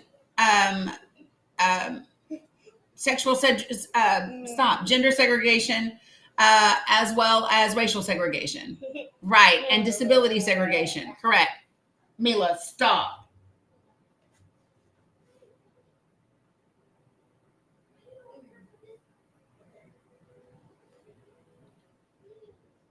So when we think about all of those things, right?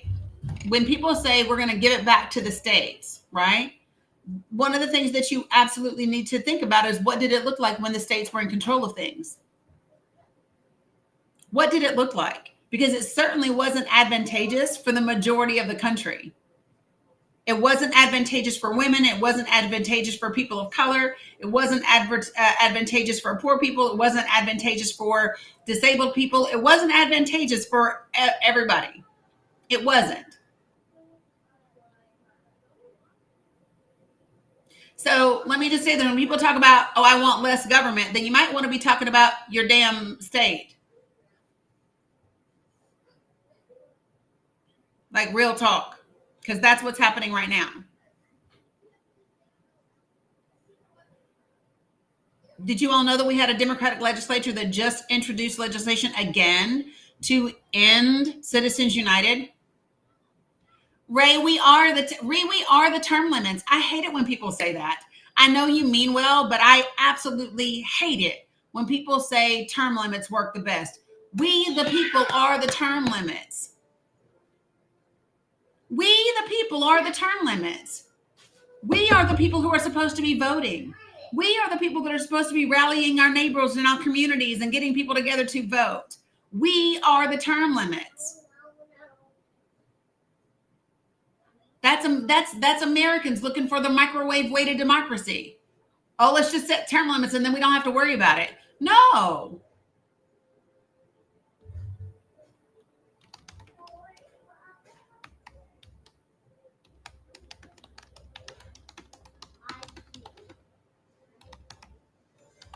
Hold on, and I'm going to show you guys. So, U.S. Representative Pramila Jayapal, I hope I'm saying her name right, introduced an amendment to the Constitution that would end corporate personhood, reverse Citizens United, and put power back into the hands of the people. That's who it is. That's her name.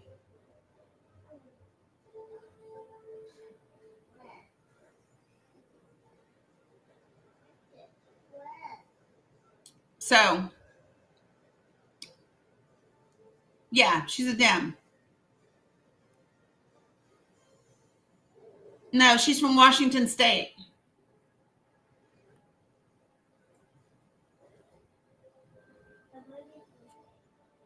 Um,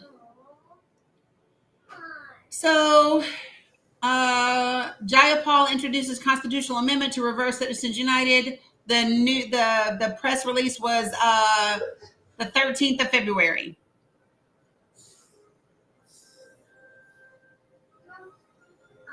Okay. Yeah. Right. So this is my thing. This is why I said, what did I say? We have to be the media. We have to be the people that are talking about what's happening right now. And all the focus is on, see, this is my problem. All the focus is on whatever the administration is doing in Elon. Why don't we focus on the good? What if we spent 70% of our time and energy, 65% of our time and energy focusing on the good, working to change what's not good, and then leaving the rest to worry about for the people that are in those circles? What if we did that? Because I'm over talking about, do you know how many times I've had people say to me, did Elon's son really tell Donald Trump he's not the president? Number one, I do not care. Number two, who gives a, like, how is that relevant? Doesn't matter. Is Elon's son all of a sudden going to overturn the election? No. Why do we care? What a toddler may or may have said. I don't care.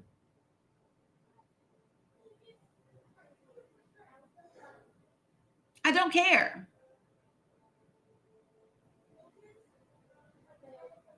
It depends on what budget you're talking about. Like I'm just saying, like, I mean, it might be funny, but I really don't care. And this is my thing. There we go again, focusing on what's entertaining instead of focusing on what actually matters.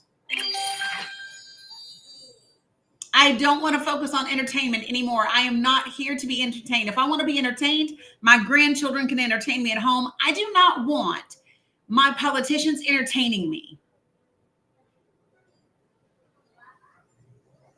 But so what? What does it change, Rosalind? What does it change if a toddler repeats it? It changes nothing. It changes absolutely nothing. We better stop being entertained by our fucking politicians and our political environment and be about the business of getting things changed and on track, because that's what matters. That's where we are at this point in time.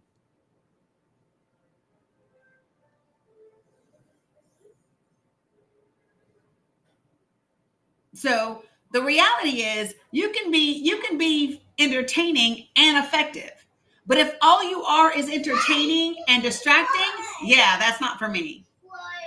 I'll take some entertainment as long as it's also effective. You follow me? For the people. Mila, stop screaming in the house. I don't care what's on TV. Don't scream in the house. No, no.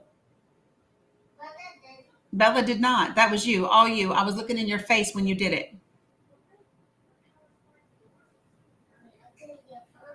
That's her favorite thing. Bella did it. No, she didn't. I'm looking in your face when you did it, kiddo.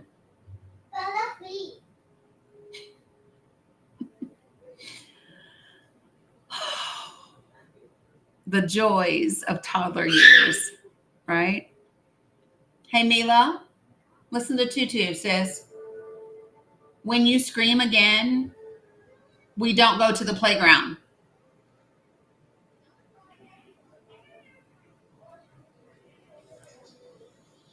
All right. So,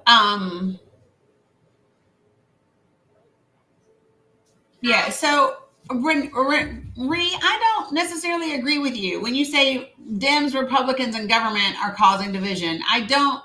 I'd love to hear more about that perspective. I sent you an invitation, I hope anyway, to, yeah. to join the panel? Because I'd like to talk about that a little bit more.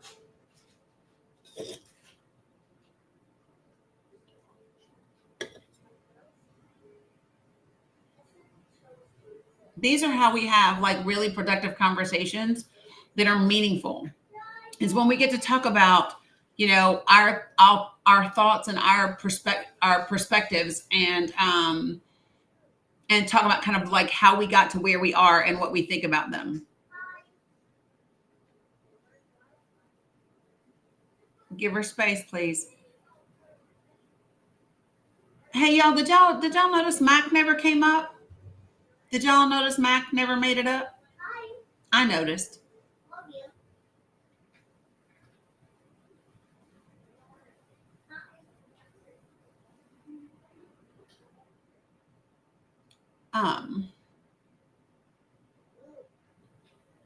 Hey Reyes. Oh, Ree, you joined. Great, perfect. So share with me. You said Dems, Republicans, and the governments are being divisive. Share with me kind of what you mean by that. I believe that they are causing division between all of us. And I am one that does not agree to put everybody in one pot. I'm in the South. Mm-hmm. My grandparents were sharecroppers. And I never, I know that in the South that things happened and I don't agree with them. But just because I'm from the South and I'm white does not mean that I'm against anybody and everybody. Does that make sense? Yeah, I think if I could break it down, like just take it like one piece at a time. When you say that Democrats and Republicans and the government are all being divisive, can you give me an example of they are using? Hold on, wait. Let me finish the sentence though. Can you give me an example of a Democratic person, congressman, whatever, that you believe is that and an example of them being divisive? Well, just like you said, you were talking about Lindsey Graham. Yeah. 1 second.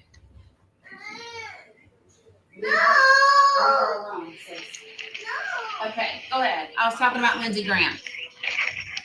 Yes, and to me, my thoughts were that, you know, that says that something is changing in the South. That's how I took it. And I think that's a good thing. I think they make those comments because they still want the South to be seen in the way that you're talking about that it used to be. We are not that way. I look at people in the sense of Sit down. their heart, how they act. You guys be respectful in the comments, please. Their respect of one another. Immigration. I don't care who you are. I don't have any rights to this country. Everybody is welcome in my book, but we should all be treated the same. You come here, you work, and you provide for your family. The government, I feel, has made a difference. I want to put a pause for just a second, though, because when I asked for an example about a Democratic candidate or politician being divisive, you mentioned Lindsey Graham. So I was waiting for. I'm looking for an example of a Democrat that is saying things to divide the country. Oh, well, I can't list a particular one, but Well, I guess if you go back to like Hillary Clinton and talk about how we want to take away everything from the blacks, the lower class, their health care, their education. That's not true. So what do you think it means when they are introducing plans right now to cut Medicaid by about $2 trillion? Okay. I've worked in a hospital. What needs to be done from my experience is things need to be regrouped in Medicaid. But that's not what they are talking about. They are talking about cutting $2 trillion of Medicaid. Right. But so who does that impact?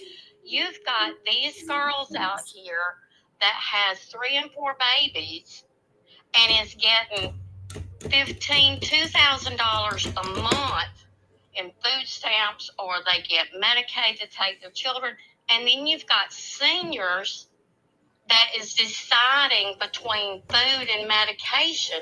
There needs to be a grid there, a standard. Okay, so we have to back up and unpack all this. And chat, I'm going to ask you to be respectful, please.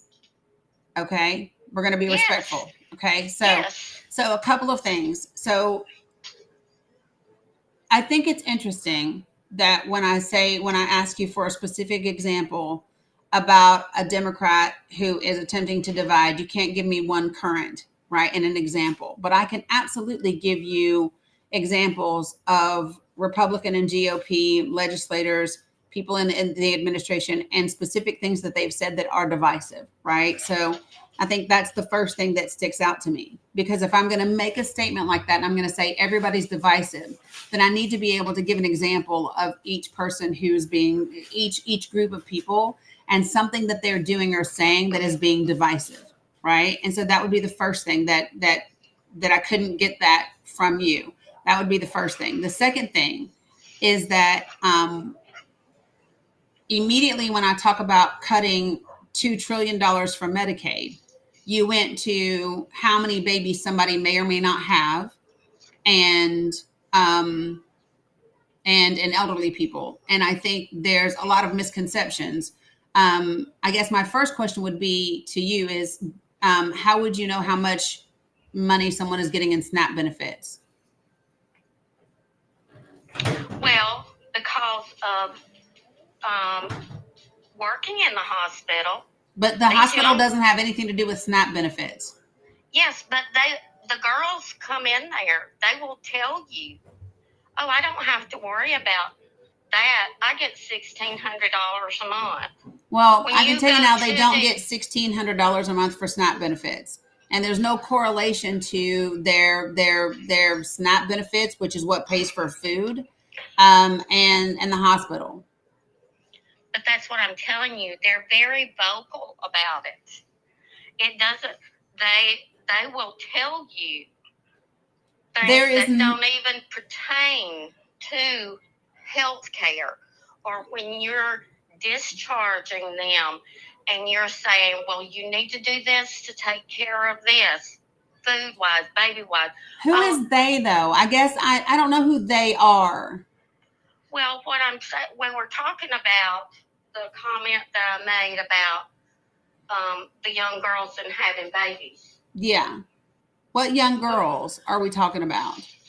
But that's what I'm saying. When they're in the hospital and they're having babies, they're not shy about anything. But when it comes to telling you, well, I don't have to worry about milk or food or whatever. Okay, so there's a difference between WIC benefits and SNAP benefits. And so WIC is a program. It's Women, Infants, and Children. That is a program, which, by the way, I was on WIC when I was serving in the military, right? Because the military doesn't pay you enough to take care of your families, right? So I was on WIC when I was in the military. It is Women, Infants, and Children, and it is specifically designed so that they get certain healthy foods. It doesn't cover just anything. There are only, if you go to the grocery store, you should be able to see little labels in front of them that say WIC in front of it, because you cannot just buy any product when you are on WIC. You can only buy certain products that fit certain nutritional values to get WIC. So it's your peanut butter, it is your milk, it is your formula. It is that type of stuff. WIC does not cover just anything and everything. I understand that. Okay, so because I personally got caught up in the situation of when Reagan was in office and lost my job, and I had an infant, and I had WIC. I understand the difference. okay, so but I guess my question to you is this, because what I hear is I hear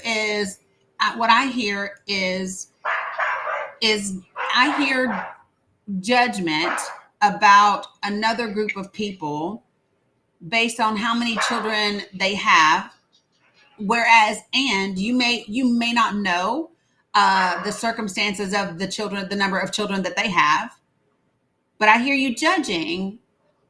I hear judgment. That's what I hear, is these young girls having 3 and 4 children.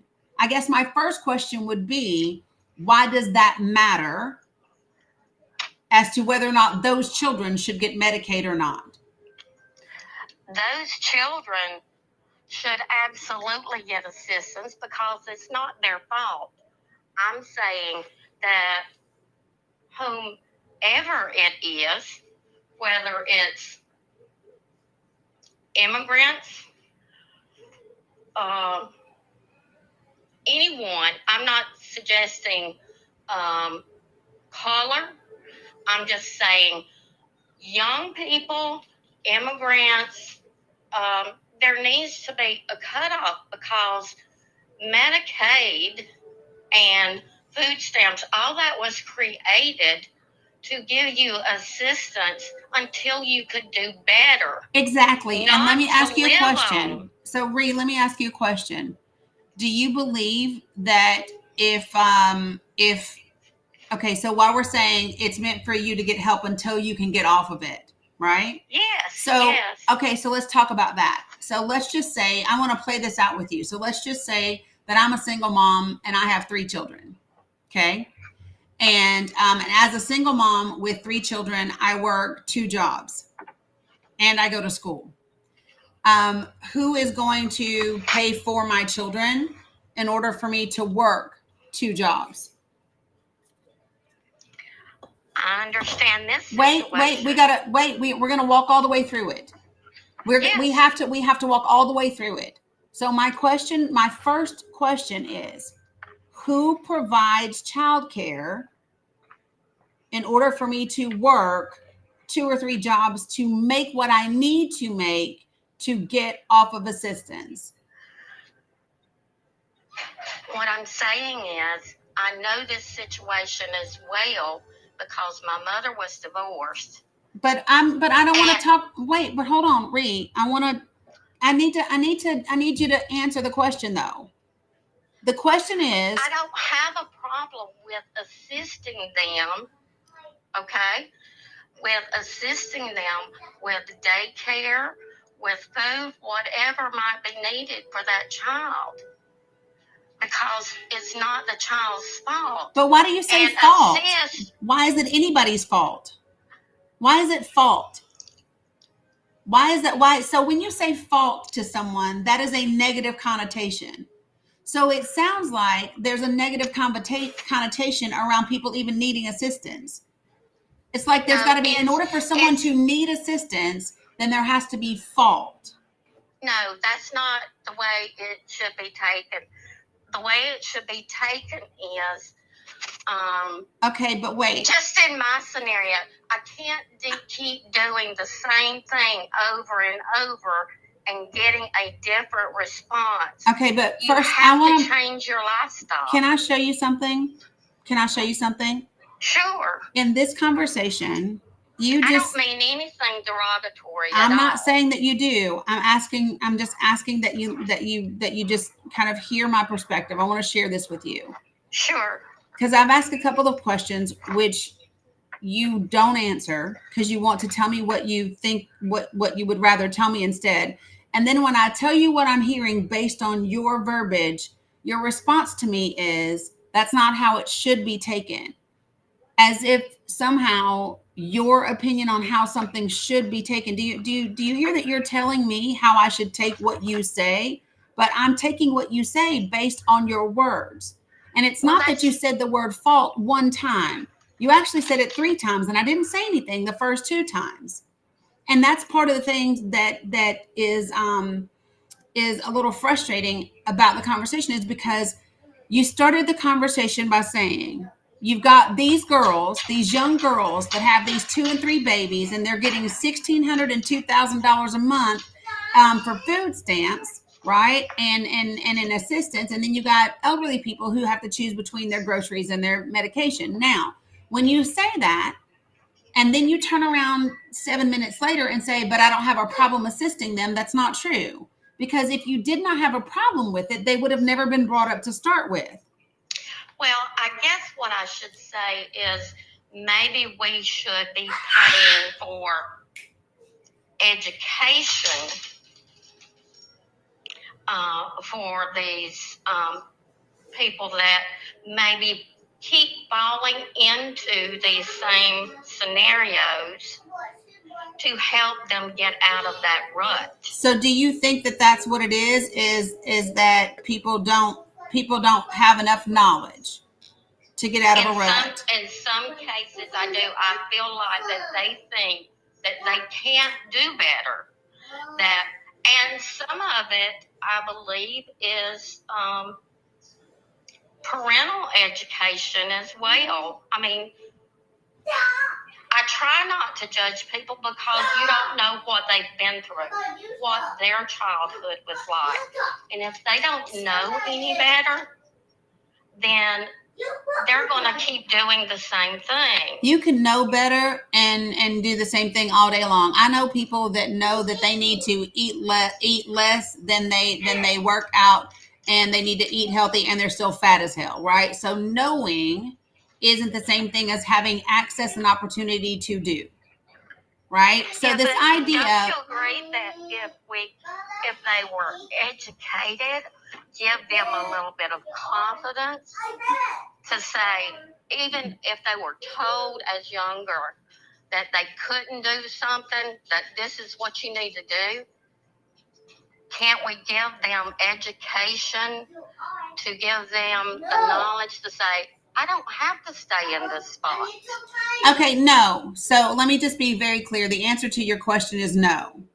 You can't just tell them, you can't just give them education and think that that's it. No, and I'm going to share with you why. Okay, 1 second. So the answer to your question is no. And the question that you're asking comes from a place of privilege. Okay, because to assume that what someone needs is education, instead of saying what someone needs is to be paid a living wage, comes from a place of privilege. Right? This idea that somehow poor people are to blame because they're not educated enough, instead of saying, oh, well, maybe business owners should pay a living wage. Right? So whenever we have CEO pay increasing by 400%, and we have the federal minimum wage still being $7.25 30 years later, that's a problem. When we have corporations who don't pay taxes at all, when you have billion-dollar corporations who do not pay taxes at all, and then you have people who are taxed out their tail simply for existing, right? So no, it's not. This is the thing that gets me. We want to blame people and education, but not the systems that disenfranchise them. No, it's got to be a combination. That's what I'm saying. And maybe I'm not putting it across right.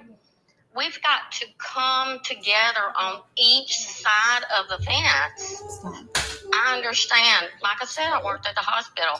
I know the CEOs. You know, they're going to be the ones to get the raises and make sure they get their income before the low guy on the total pole that's actually working on the floor. I understand that. But it's got to be a combination of working together. People aren't working together anymore. So who's not working together? Like you said, the government. And what you're saying is, they're giving all these rich people the tax breaks and all of this. I understand that. I understand that part. And I understand the lower part. Why can't we come together, meet in the middle? But who do you want to come together? I want the government to look at both sides. Like you're saying, I don't get any tax breaks. I'm a single white woman. I don't get to claim head of household. I bought a home thinking that was going to help me. I can't use anything anymore. I have to watch all my pennies. Okay, so can I ask a question? What you're saying is about the money and the rich people. I agree with that. But why can't there be something to come together to say, okay, let's break this down, make this less to where we can help these? Who do you think's going to do that? When you say come together, do you really think poor people can make rich people do anything different? When you say come together, I'm confused as to who you mean. Because the people without the privilege, the people without the living wage, they don't have nowhere to come. They can barely get to work every day. So when you say come together, who's supposed to be coming together? Coming together would be coming together of the Republicans, what you're saying about the rich, and the Democrats. If they would work together instead of seeing themselves as different teams and who wins, it's not about who wins. It's not about the Republican who wins or the Democrat. Can you share with me a policy that was introduced by Republicans that was good for the people that the Democrats blocked and said no? I will be honest with you. Mm-hmm. I have literally, and maybe this is what's happening to society. Maybe this is what other people feel as well. I don't know. But when all this election and everything was going on, I turned the news off. I haven't watched it. I don't watch the news either, but that doesn't mean I don't know the bills. No. So I guess this is my question: is because you're saying they need to come together, and I can tell you this: did you know that in 2023, so the Equal Rights Amendment that protects you as a woman and gives you the same constitutional rights as men in this country, it took until 2020 for the ERA to be completely ratified, even though it passed in 1973. Okay, now because it took until 2020 to get the 38th state to ratify it, it cannot be added to the Constitution until a resolution passes Congress to get rid of that 10-year time frame. Because once it passes, you have 10 years to get it ratified. But because it took until 2020 to get it ratified, right, they can't just add it to the Constitution. So did you know that in 2023, when the Democrats introduced legislation to simply get rid of that 10-year barrier so that your rights as a woman could be added to the Constitution, it was the Republican Senate majority that blocked it? Yes. But what I know that you have your facts and everything, but I guess so you knew that, and how did you feel about it?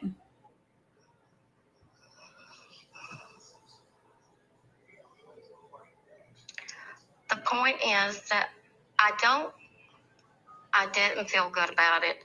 I don't feel good about anything when these things come across the table and it takes away anybody's rights. Okay, but hold on. This Okay. wasn't about taking them away. This was because we've technically never had them, right? And Yes. we can't insure them until. So when you say everybody come to the table and we need to come together, and you talk about the Dems need to come, and so my question to you is, well, so if you don't mind sharing, so you voted in the 2024 election, Yes. okay, and do you mind sharing who you voted for president? I will share, and I'll tell you why. I did vote for Trump, Okay. but my main reason was that I felt like that up front, Biden, Obama, and the Dems were hiding his situation and wanting to win the race so bad, but not looking out for our country. Does that make sense? No, I'm That was confused my as to thought. why. I'm confused as to what Barack Obama has to do with it because he's not in the White House. He literally runs a foundation No, with his but wife. what I was reading is that he was behind the scenes. Well, but you said you turned off the news, so where were you reading it? Well, when all this started, I was trying to make the best decision that I thought, and then all this come out about Biden's, and I was listening to the news at that time, and it come out about his condition and. There's and, nothing that's come out about Joe Biden having a condition. Well, his mind issues. But there's nothing There that has was. come out about Joe Biden having mind issues. There's nothing that's quote unquote come out about him having mind issues. I seen it on the local news. What news? What and saying what? What's the condition that he has? Well, about dementia. He's never been diagnosed with dementia, ever. There again, and I mean, can we say that journalism is playing a role in this as well? But the point is this. So let me just say this, okay? It depends upon where you get your information from. So what I can tell you is that nowhere ever on NPR, BBC, on PBS, did they report that Joe Biden has dementia. That's not a thing. Okay. Okay. So this is again the question. So you mentioned Obama, and I am confused as to why Barack Obama has anything to do with this at all, because he's not in the White House and he runs a foundation with his wife. Like they have like a regular business and they do other things. Oh, Barack Obama is not in the White House on a regular basis at all. So I guess my question is, where does Barack Obama come into it and why is he even relevant? Because that was publicized. By whom? I'm sorry. National television. I can't tell you. Well, you know who you listen to. What news do you watch? What news were you watching? I was listening to all of the CBS, NBC, ABC, all of the locals and all of that. And CBS, you've never seen CBS News report that Barack Obama was behind the scenes. That's not a thing, Ree. CBS News has never reported that. ABC News has never reported that. That's not a thing. The news, the places where the places that I know where that was being said was, of course, on Fox. That was being said on Fox Entertainment. Yes, I listened to Fox too. I was listening right, to Fox and that's been too. said on OANN. That's been said on Newsmax. which are all right-wing media outlets. Brett Bart, those, but on regular news, on nonprofit news, on PBS, the public broadcasting systems. That's never been a thing, ever, because it wasn't ever happening. I listened to what's his name? Pat's. What is his name? He's a radio personality. Joe Piggs. Joe Biggs? Yes. So you know, Pig. I'm sorry, say it again. I think it's Joe Piggs. Isn't that right? He's a talk show person. Joe Pags? Yes. Okay. Yeah, I mean, So I listened to this, but I guess maybe that's the problem. he's actually still, he's a right-leaning conservative talk show host. That's who he is. Like, that's what he does. He's in the same category as a Mark Levin or a Sean Hannity or a Glenn Beck. He's in the same category as those folks. So let me ask you this. Did you hear during the campaign that that Donald Trump did not know anything about Project 2025, and that was something that wasn't going to happen? Yes. Okay. Do you believe that it's happening now? Yes. But yes. Okay. And how do you feel about that? I feel like that. I guess I'm just going to put this out there because I don't sit and dive into all of this, because I personally feel that nobody's going to listen to me because I'm just one person. And maybe that's the reason for the way the country's going. But I don't dive into it. I try my best to catch what I can catch. So, am I knowledgeable as you? And with all of these things that's coming across the table, I'm not. okay, I'm just I hear you. Everyday. I'm an everyday person. I'm an everyday person as well. 1 minute. But can I share something with you? Can I make an observation? Bree, is it okay if I make an observation? I'm sorry. Go ahead. I got a phone call and I couldn't hear you say. That's okay. No worries. Okay, so let me make this observation. When someone says to me, so I'll give you an example. So I'm originally from, wait a minute, please. I'm originally from Tennessee, okay? Northeast Tennessee, very white, very conservative, very rural. And I was back home a couple of years ago taking care of my mother. And there was a kindergarten teacher that had posted something on social media with regard to LGBTQIA people that was really inappropriate. And so I contacted the principal of the school.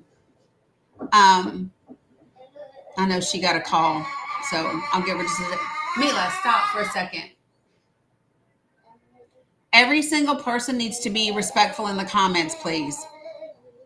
Be respectful in the comments, because being disrespectful does not help the conversation at all. So give Rhea a moment to come back.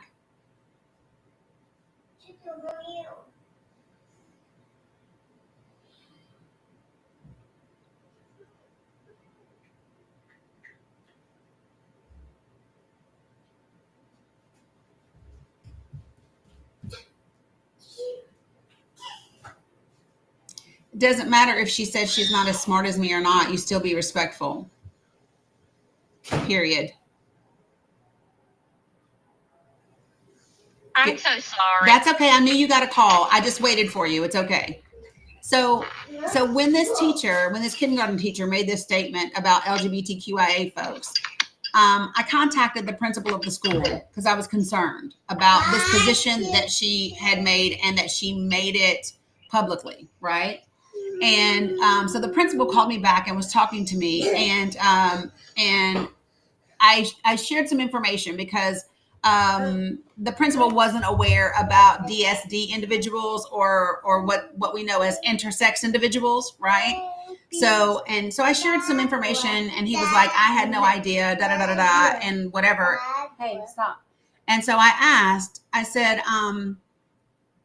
do you realize, kind of all the different types of legislation that is being introduced right now and the impacts of them? And he said no. And at that time, there was a senator, I believe from Indiana, that had just introduced a piece of legislation. And he had said actually that he thought interracial marriage should go back to the states, right? And when I shared this with his principal, he said, "Oh, I had no idea." And I said, "Yeah." And he said, "Well, let me just be honest with you." He said, "I'm a principal. I work a lot." He said, "And then by the time I get home, I take my kids. They have soccer and they have this, and by the time I get home, I'm just worn out, and I don't really have a chance to. I don't really, have the opportunity to keep up with all these things that are happening." And I said, yeah, I think that's why a lot of us feel the way we do. And I'm going to share with you what I shared with him. And this is why I shared it with you. This is why I shared that whole story with you. This is what I said to him. I said, "Mila, leave your sister alone, please." I said, "So you know that what you're describing to me is the very privilege that we talk about."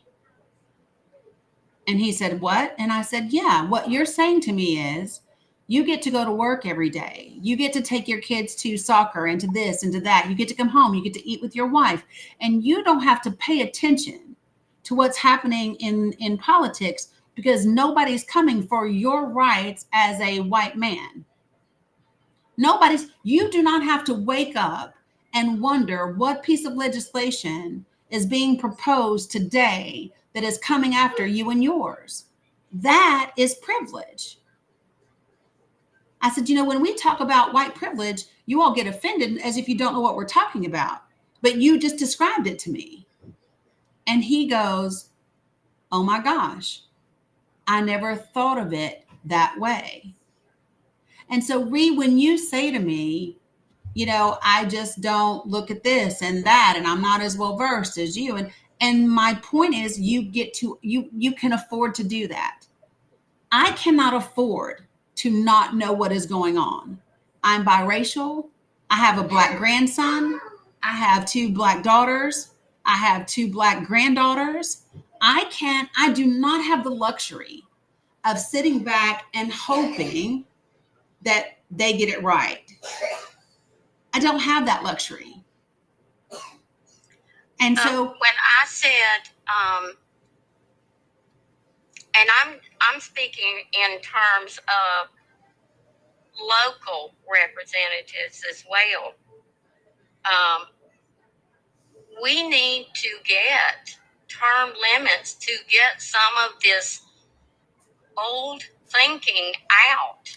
And our older generations need to stop telling, well, they have a right to tell their story, but they also need to include a positive in their story, as we're not where we want to be yet, but it has changed. How do you know it's changed? Well, like I said, I stayed with my grandparents and growing up while my parents worked. My grandparents were sharecroppers. They may have had a maybe 3rd or 4th grade education. But what you're describing, I'm sorry, I don't mean to interject, but what you're describing is socioeconomic disadvantage. Socioeconomic disadvantage is one area but you're not being targeted. Your grandparents aren't being targeted just because they're poor, right? So, But you're so wrong there because they were targeted. And I hope I don't get knocked off because of this. But basically, my mother and her siblings, they were basically poor rock trash. yeah, but they're not. But they weren't didn't get to poor. start on school on time. They didn't wear the right clothes. But We they're not all- poor. But they're not. They're not trash because they're white. They're trash because they're poor.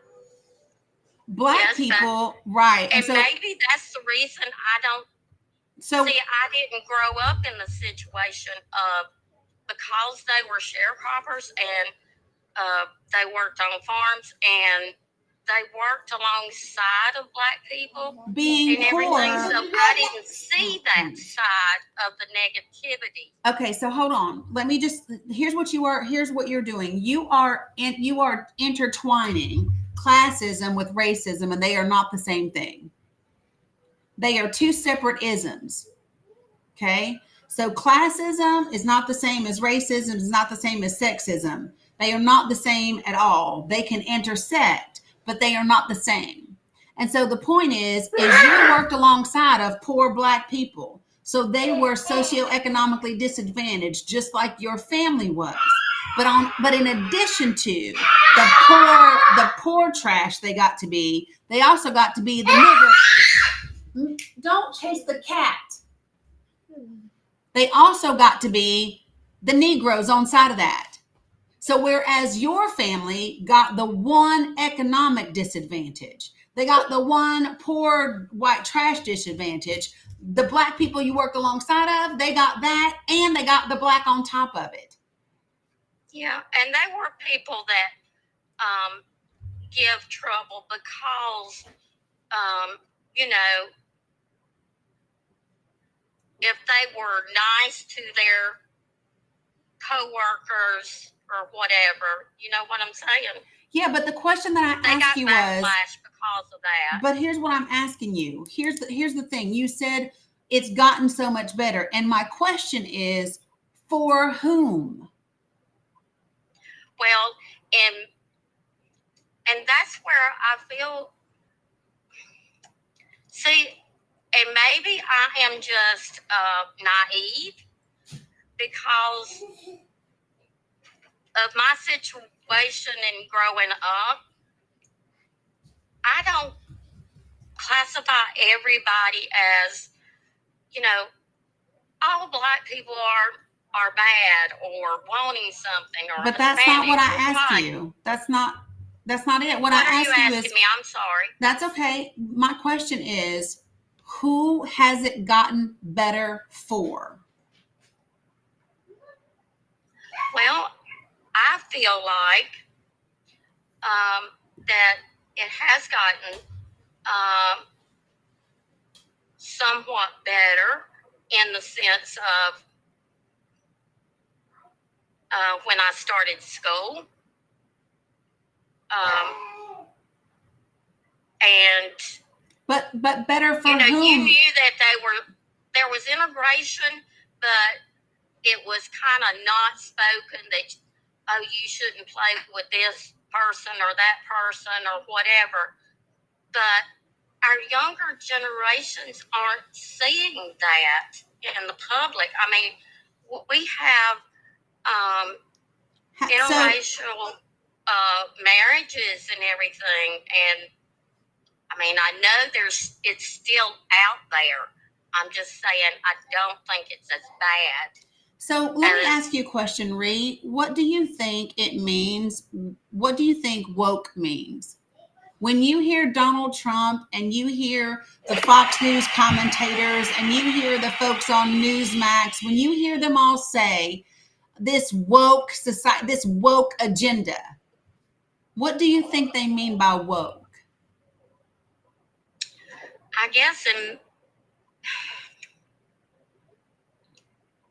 like I say, this may be naive of me again, but in my eyes, I'm thinking awoke as in awakening of where our money is going, and But they don't say woke when it comes to money. They say woke. Wait a second. When they say woke, they called Kamala Harris woke. They call her woke. She's a woke DEI candidate. That has nothing to do with finding waste and money. We're not talking about Elon Musk and Dodge. We're not talking about. So I'm when sorry, they say, I'm ignorant. no, you're not. When they say woke, and I don't believe that to be true either.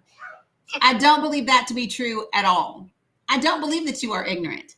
I believe that we are having a very, very difficult conversation, and I applaud you for staying in the conversation. Okay. But I don't believe that you are ignorant at all. So my question is this: when you hear them say woke, for example, when they refer to the Super Bowl halftime performance and it was woke, I had no idea. Okay, but when you hear, because they've been saying woke for about a year and a half now, Ree. So who are they referring to when they talk about woke indoctrination? What are they talking about when they talk about critical race theory? What are they saying? Who are they talking about? But that's what I'm telling you. I didn't understand about the Super Bowl thing. I didn't understand that. So what do you think they meant before we even get to the Super Bowl? So upset. Forget the Super Bowl. Forget the Super Bowl. Think all the way up until the election. Kamala Harris is a DEI candidate. What is that? What is DEI? What is woke? I don't know. That's what I'm telling you. Maybe I'm very not. No, I don't believe that you're naive, and I don't believe that you're ignorant. I believe that you don't want to say it. That I do believe. I have no idea. I will tell you, I'm being as truthful and honest as I can be with you. So if you were to take a guess, if you did know, what would it be? Take a guess. Take a wild guess as to what woke and DEI means.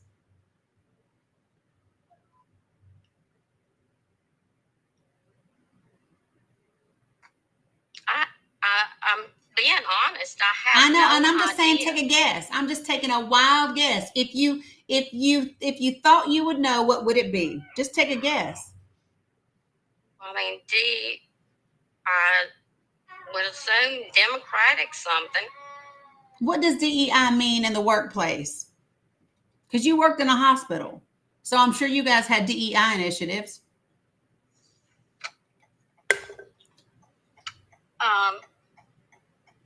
No, ma'am, I do not know what that is. You have to, and I don't know. What I'm telling you is I have been told that I am very naive. Yeah, but and I don't believe that. So tell me what affirmative action is. Well, I mean, affirmative action to me is taking control of the situation. Well, but what's affirmative action in school? What's affirmative action in jobs? What's affirmative action in the law? What is the law of affirmative action? That's what I'm telling you. I look at just. So, Reed, can I ask how old you are? Just be treated the same. Because I'm over 50. I'm over 50. Oh, I'm over 60. Okay, so here's what I know. If you are over 60 years old, you know exactly what affirmative action is, especially if you live in the South. Yes, you do. Yes, you do. I may know it by another name. Well, tell me whatever name you know it by. What?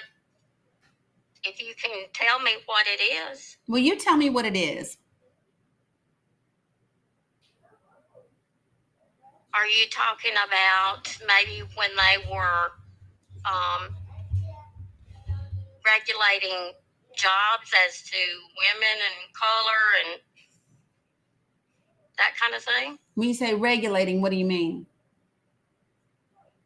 Whether regulating how many they had in that workplace or this, that, or the other. Right. So affirmative action is when we talk about the percentage of your students or your employees or whatever, based on their race predominantly, but it could also apply to your sex and so forth and so on. Correct?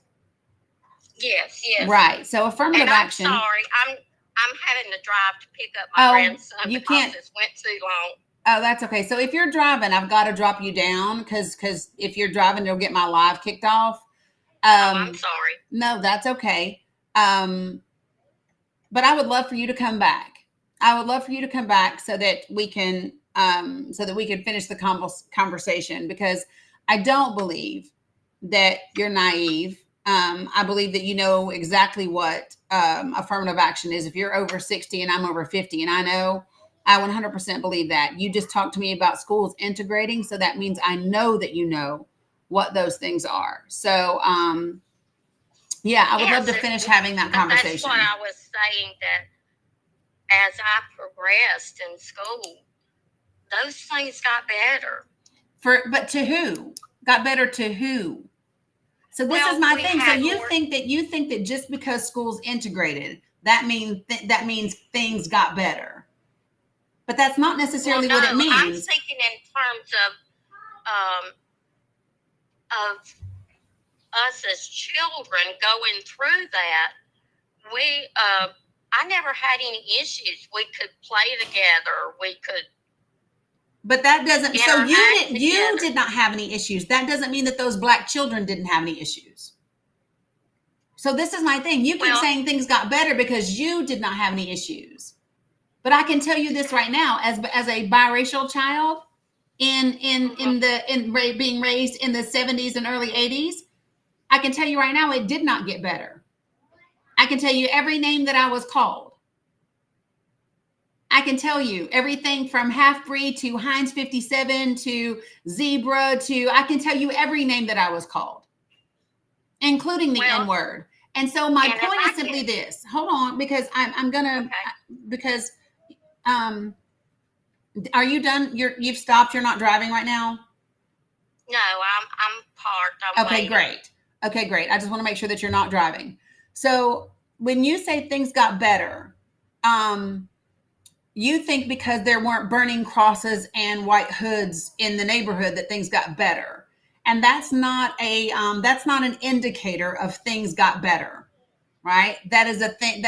If things got, things may have gotten quieter, things may have gotten sneakier, things may have gotten whatever, but no, things didn't get better. And so this is the thing that we have to. So let me just say this: the civil rights movement made many forms of racism illegal and discrimination illegal. It changed laws. It did not change the hearts and minds of people, period. And in this conversation, the thing that keeps, I think the thing that if I'm being like transparent, the thing that bothers me most about this conversation is you hiding behind fragility and naivety, and not taking ownership for things that you should know. Because what I would say to you, if you are over the age of 60 and you truly do not know what DEI is, that's not being naive. That's not being naive. That is aggressive ignorance, so that you do not have to deal with the issues that are prominent in today's society. Right? There's a difference. And so that's what bothers me about this conversation, is when confronted with something that's really difficult, or that's really harsh, or that's right there in your face, you default to it must be just I'm so naive. It must be that I'm just so naive. It just me. And that's the part that bothers me, because what I would tell you is there's not a single day in my life that I have had the privilege of being naive. There's not been a single day of my life that I have had the privilege of being naive. By the time I was in kindergarten, I knew exactly what race was, and I knew exactly that even though I might be light skinned, I was not white. And my school taught me that. Not only did the students in my schools teach me that, but my teachers taught me that. Not only did my teachers taught me that, but my principals taught me that. Yes. And so, and I'm sorry for that, but just to give you for instance, not until I started working at the hospital, did I realize that cracker was a word. Do you understand what I'm saying? I mean, I hear you. And I will tell you that if you got to go your whole life until you started working in a hospital, hear that word, you definitely had a life of privilege. But that's what I'm saying. I am a Christian. I try to look at someone's heart. So are you trying to tell me that you don't see? Are you trying to tell me that you don't see color? No, I see. Yeah. I see good and evil. Does that make sense? I mean, good and That's evil. what I see. Yes. I see. That's what I pay attention to.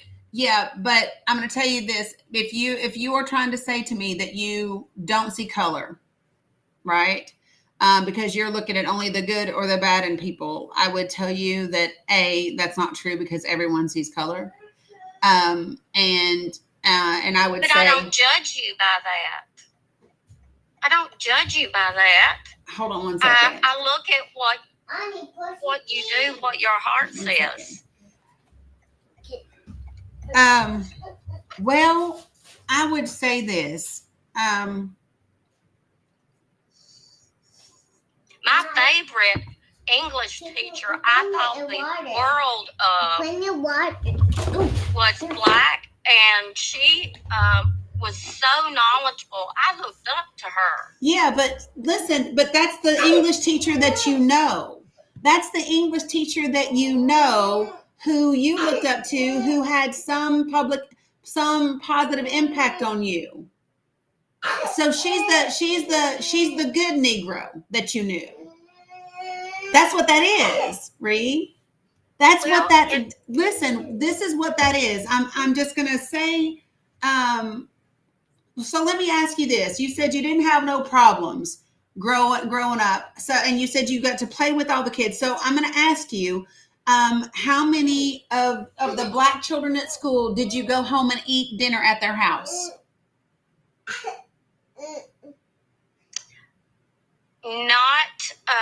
Not as a small child, but later on, yes, I had 2 or 3.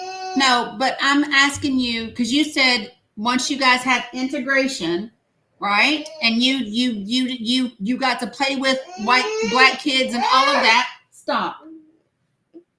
So my question is, how many of their homes did you go eat in as a child, and how many of them did you invite to eat at your house? I would say there were 2 or 3, and I even had situations of inviting to church and going to their church. Well, church is a whole different ball game because that's indoctrination on a whole different level. But the question that I'm asking, so what you're saying to me is that you went and had dinner in the homes of black children in elementary school and middle school. That's what I'm saying. It wasn't as in elementary school when that all started. No, it was later on, like probably high school. Okay, so if you're in your 60s, because I'm in my 50s, okay? So yes, that ma'am. would mean you would have been born in the early 60s, yeah? So in the early 60s, what I can tell you is that let's just give you until the time that you're in high school. So by the time that you're in high school, you're now in 1978. Yes. right? Okay. So Yes. if you're in the middle to late 70s and you're in high school, and so that's when you started going into over and having dinner with black friends. Yes. Okay. And spending the night. And we had socials that, you know, that we went out together and done things, and Mm-hmm. And so and you spent the night at their houses. no, I will never say I spent the night. Gotcha. Did they spend the night at your house? No, I didn't have. I mean, because I will tell you this, I was born in 1973, and what I can tell you is that in the late 70s, early 80s, I had white friends that spent the night with me, and I spent the night with my white friends. Well, see, that goes to myself. I was an only child of a divorced mother, and she thought that I was all that she had, so she was very protective. I did not get to do a lot of sleepovers, no matter the color. You know what I'm saying? She wanted me home. Well, But then your that friends wasn't would have the been able to reason. spend the night with you, right? If she wanted you home. No, she just I could probably count maybe 2, 3 sleepovers that I ever had at my house. Gotcha. So let me ask you a question. You said you voted for Donald Trump. Can you share with me why you voted for Donald Trump instead of Kamala Harris? So, Well, there again, I thought that I really and truly thought that they were being deceitful. who? Because when you first said that, you said Barack Obama and Joe Biden. But I'm asking you about Yes. I'm asking you about the candidates and policies themselves. So I'm asking why you voted for Donald Trump over Kamala Harris. Because you said earlier, you said I vote for the person. Yes. Okay, so can you share with me what as I a guess, person made Donald Trump the better choice than Kamala Harris? I guess because of what I was hearing, and like you said, I wasn't deep diving into things, but what I was hearing is about standards, about 2 sexes, and I know everybody doesn't believe that, but I believe there's male and female. So can we talk about that? Sure, and I don't have. You worked in a hospital, correct? Well, I did. Okay, were you in administration, or were you or were you like clinically, medically trained? No, I was non-clinical. Okay, non-clinical. Okay, so let's talk about so let me do this. I'm going to put you on mute and you come off mute when you're back, okay? Hold on one second. All right. So, I want to address this male and female thing, okay? So, scientifically, biologically, medically, it's incorrect. All right? So, let's just talk about this. Real simple. So, we have people that are and I mean lots of them that are born DSD individuals. So what do we know? What is DSD? It's differing sexual development individuals. Those are people who do not fit into one category or the other in terms of male or female. They are also called intersex individuals. Here, let me put you up on my shoulder. You're all right. Oh, you want to lay back down this way? Okay, well then lay down. All right, so let me give you guys a little bit of facts. And so listen, hey Mac, I see you're back. They're not mental issues. I'm literally getting ready to tell you about anatomy and biological stuff. So If you're ready to join the panel, Mac, you come on up here. But until then, why don't you just hush for a second and listen? Stop. I have to type for a second. So I'm going to give you, stop. So I'm going to give you just a little bit of information, okay? So that you all can have this. Because I think this is important for people to know, all right? So we have intersex individuals, which is an umbrella term for people that are born with physical, hormonal, or genetic features that are not exclusively male or female. DSD, differences of sexual development, which is a medical term used to describe conditions where a person's sex characteristics are not typical for either male or female, right? Discordance, which is intersex variations involving discordances among chromosomal, gonadal, and phenotypic sex determination criteria. So here are some examples. 46XY DSD. People with 46XY karyotype, right, typically associated with males, who have variations in their sexual development, often due to issues with androgen sensitivity or testosterone production, which is AIS or CAH. You have 46XS DSD, often associated with females, right? They have variations as well, right? You have XXY, you have XO, which is Turner syndrome. So XO is not male or female. They are XO. They are not XX, nor are they XY, right? They don't fit into either of those things. You have, good gosh, in addition to Turner syndrome, there's a bunch of other ones. Let me see if I can find the chart that I usually put up for this. And some estimates, depending upon what studies you're looking at, will tell you that there's approximately as many Klinefelters. Thank you, Donna Ski, Klinefelters. And so there's actually about as many people in the world that are intersex or DSD as there are who are redheads. Depending upon, and the last time I did one of these lives where we were really looking into it, we had 3 people on this live that had Turners. Yes, I'm YouTubing this as well, and it's on Facebook as well. So when people say to me, I believe in just male and female, what I tell you is what you believe is a myth, because physically, medically, biologically, anatomically speaking, what you're talking about does not exist. It literally is a physical fact that human beings are not just male or female. That's just a fact. So you can tell me, well, I believe this. That's fine. But the thing that you believe is not a fact. And so this is the thing that frustrates me when people want to talk about this, right? It's a social construct. It's not a fact. And I'm just one of these people that believes the science. I believe the medicine. Period.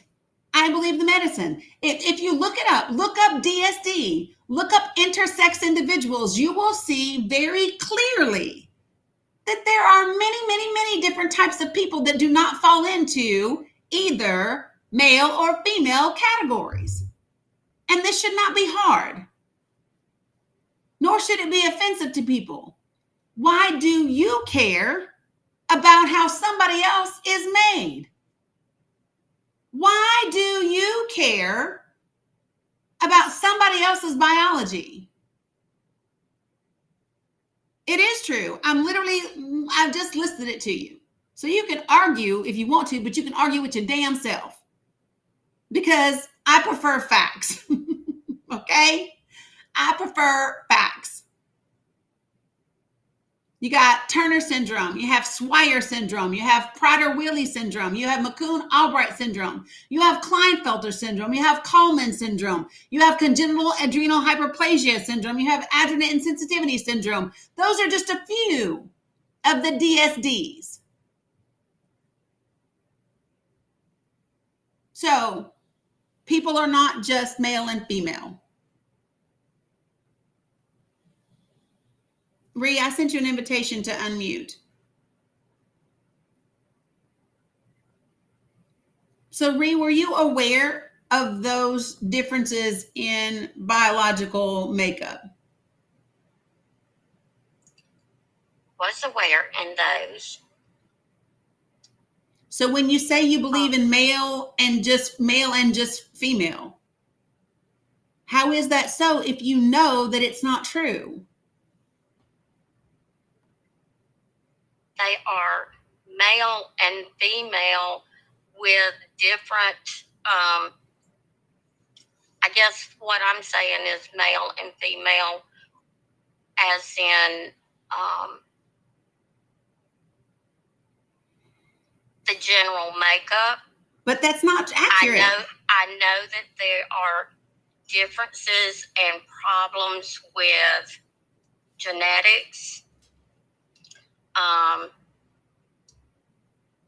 I know there have been babies born with both male and female. I am not talking about whether somebody has a penis or a vagina. That's not what I'm talking about. I'm literally talking about their biological makeup. So when we talk about XXY, XXXXO, where they only have one X chromosome and they don't have an X or a Y, these do not result in a condition where there is a discrepancy between their internal and external genitalia. This is not about genitalia. This is literally about how these people are made. They are made this way. They are born this way. And you said to me that you're a Christian. So I would assume that you believe that God does not make mistakes. So however these people were born, however they were created, is the way that God made them. And God decided that they weren't going to be male or female.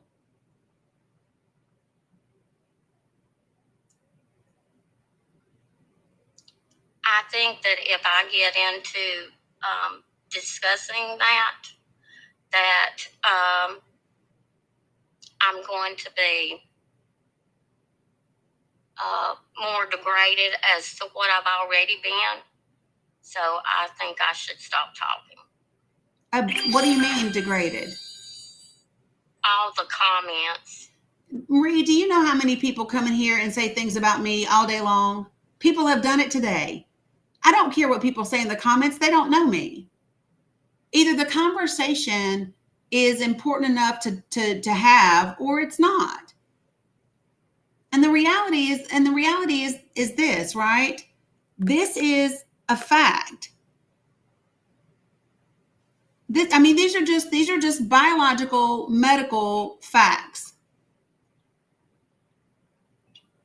People are not just male and female. You might wish for it to be that way, but it's not that way. And one of the things that I have chosen, for me, I think one of the greatest teachers to me about the Creator is nature. Right? When I look at nature, to me, that teaches me the most about the Creator. And when I look at nature, I see animals who can be asexual, they can be whatever. I see animals that can get pregnant by themselves. I see all kinds of things. And we are another animal in creation. And for me, here's what I truly believe. It doesn't matter to me how someone else is made, what their biological anatomical makeup is. Why should I care? Why does that matter? Why am I concerned with it? And I guess that's what I don't understand. Why is someone else's biological makeup concerning to you?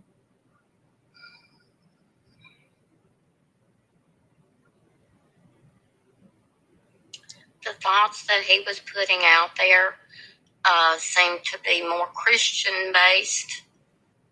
And but wait, I was asking the question because you mentioned about the male and female. So what I'm asking you is, why does somebody else's biological anatomical But that's makeup? what I'm answering your question. Okay, so when you Because say if you're Christian based, based, the Bible tells you that there were made male and female.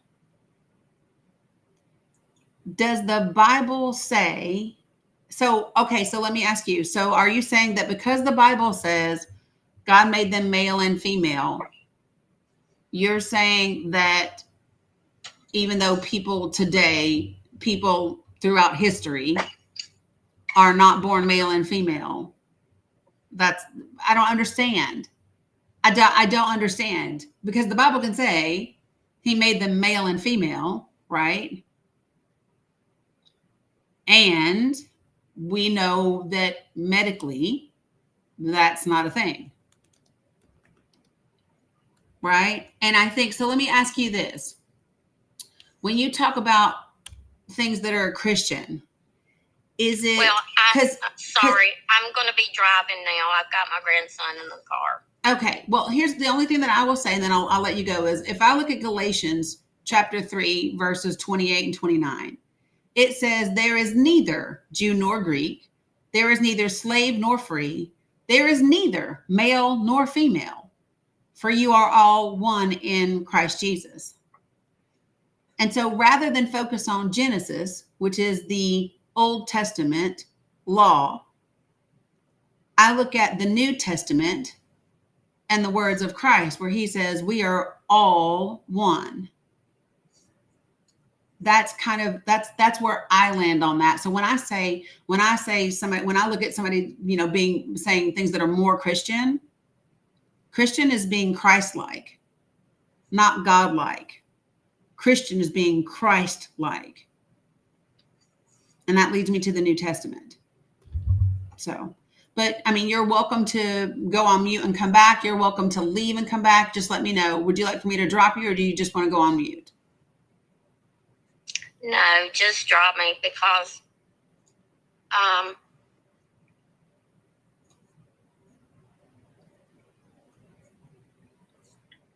comments hurt me. Well, here's what I would say, right? Is I have said to people a bunch of times to be respectful, and there's 600 people in the room. So I don't, I can't control what everybody else says, but what I would say is this, is that it's another one of those situations where,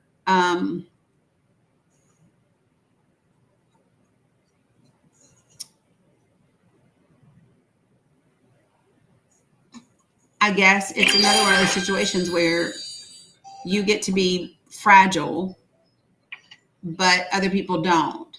And the reason people are upset is because your vote hurt other people. And you're worried about comments in the chat, and that's what upsets people. Is because when you get off of this live, these comments aren't going with you. These comments won't have any impact on your life. But the vote that you cast last November and the ones that you cast in the future will impact every single one of us from here on out.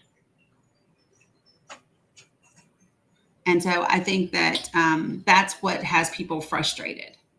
So I definitely hope that you come back. But I didn't have to come on. I didn't have to come on here. Right, which is exactly what I said. And I told you that I appreciated you for coming to have the conversation.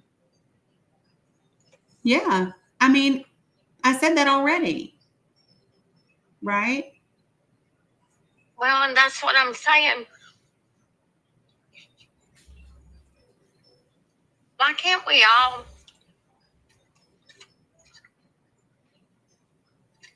have conversation?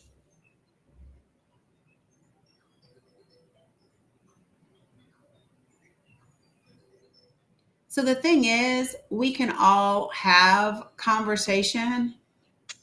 Did you hear what I said? No, I heard you say, why can't we all have and it sounded like you were going to say conversation. Yes, I said, why can't we all have conversations and learn from one another without being negative, derogatory? But the thing about it is that's how we're going to come together, not right. tearing one another down. But here's the thing, right? I've not been derogatory towards you. You have. Right. And the conversation is between you and I. I get a lot of things said about me in the comments regularly. And they don't change what I'm here to do. They don't change the conversations I'm here to have.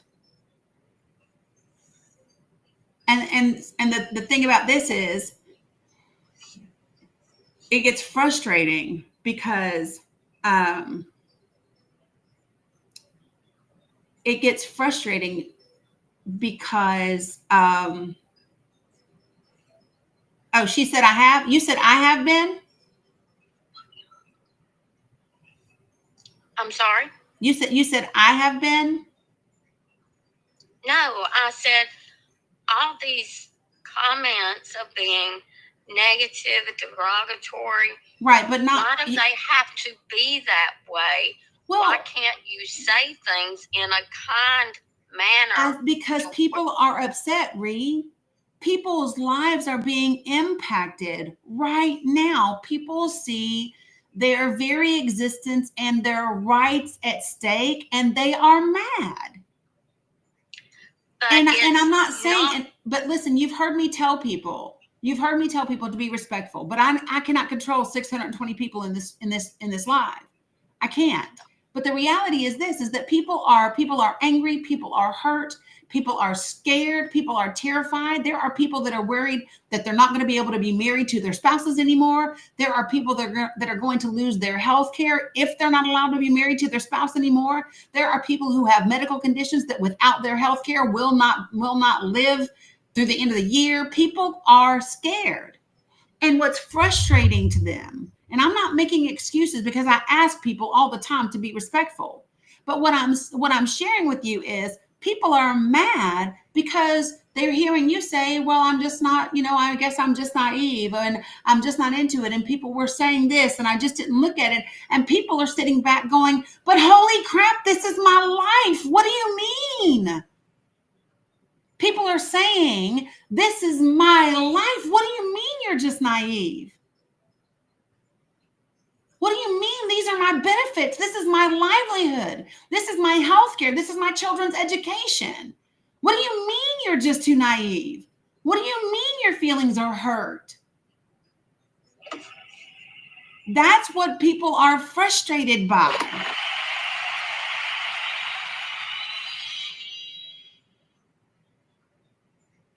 That's what people are frustrated by. They don't know you personally, Ree, but you represent to them. You represent to them a group of voters who voted willy-nilly based on a bunch of information that were lied to and who had the privilege of not having to investigate and look any deeper to see what was truth and what wasn't. And so you represent two people, like my uncle, who had his vision medication under Joe Biden go from $400 a month to zero.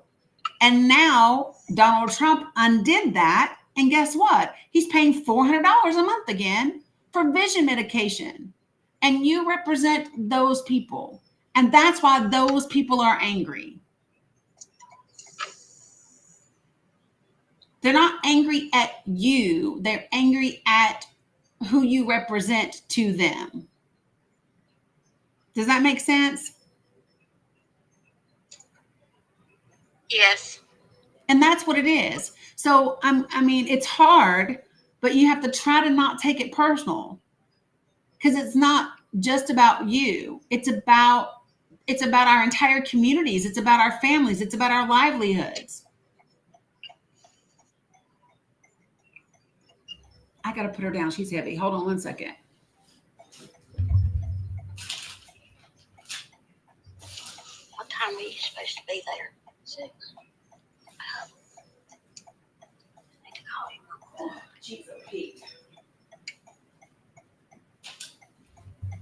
All right. Okay, well, I'm driving again. So. Okay. Well, you have a good one, and hopefully you'll come back. All right. Okay. Bye-bye. Okay. So, folks, let me just say this, okay? Let me say this, okay?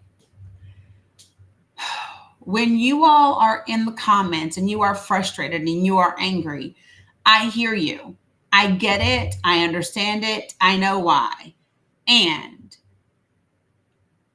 And whether you get it or not, there are people who live in certain spaces, in certain communities that are not aware, that are not informed, that are not. And if you come at them, you push them away. And it is privilege, and it does suck, and it is whatever, right? I know I know the comments weren't that bad. I get it, right? I'm just saying. Yeah, and I agree. It was a bit of a reality check, right? And it is difficult, which is why I said to her, I appreciated her hanging in the conversation. Okay?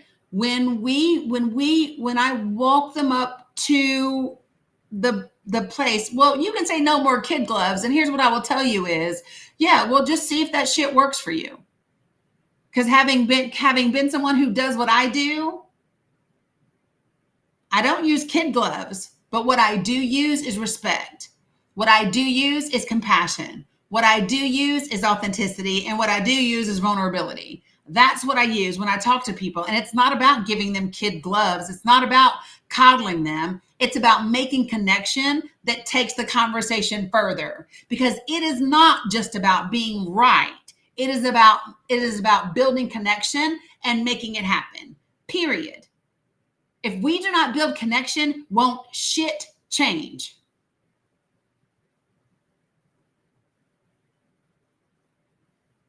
Bottom line.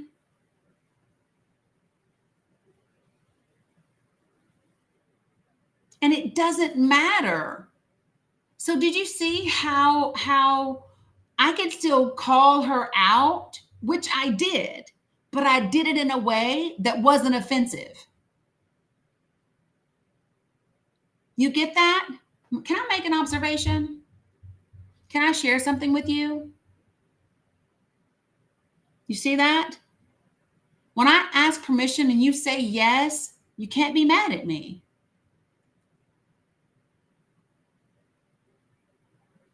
I can be direct. I can call a thing, but I don't have to be disrespectful when I do it.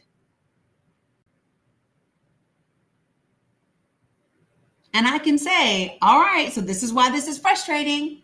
What I hear you saying is judgment. What I hear right now, right? What I hear right now is fragility. What I hear right now is, right?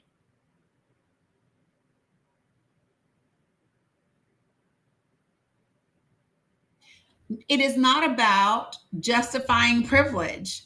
What in the absolute fuck? There's nothing that I said that indicated justifying privilege. I'm not justifying privilege. But here's what I know. Let me just be clear, folks. It is the people who are in the places of privilege that must come to our side if we want to move things forward. Let me say that again. It is the people in the places of privilege that have to come to our side for things to improve. So I don't have to justify your privilege. I just have to help you see it.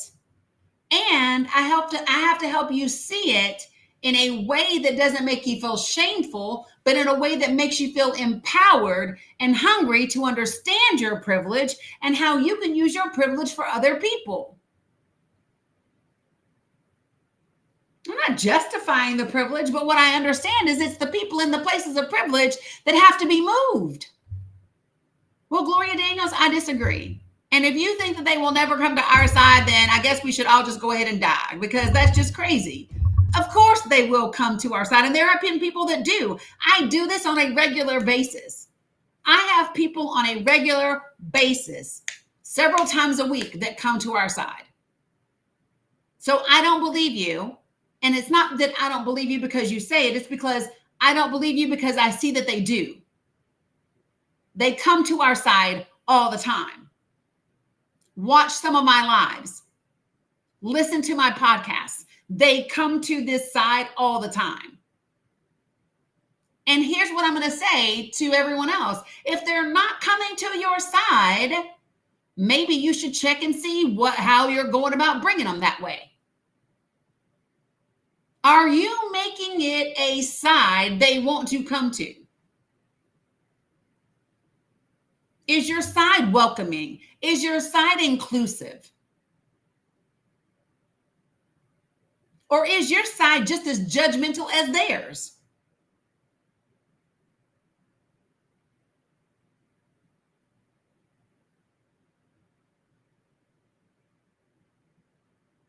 And no, I don't want to hear it, because listen, you have to take your ego completely out of it. You have to take your ego completely out of it. You may not see them come to your side in that conversation. They might come to your side 3 weeks from now when they are reflecting on the conversation.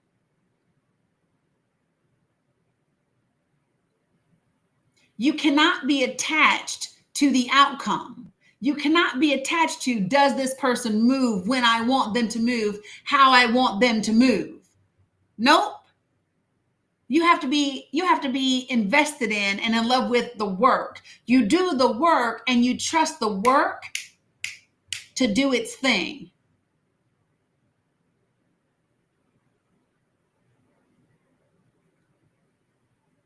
Period.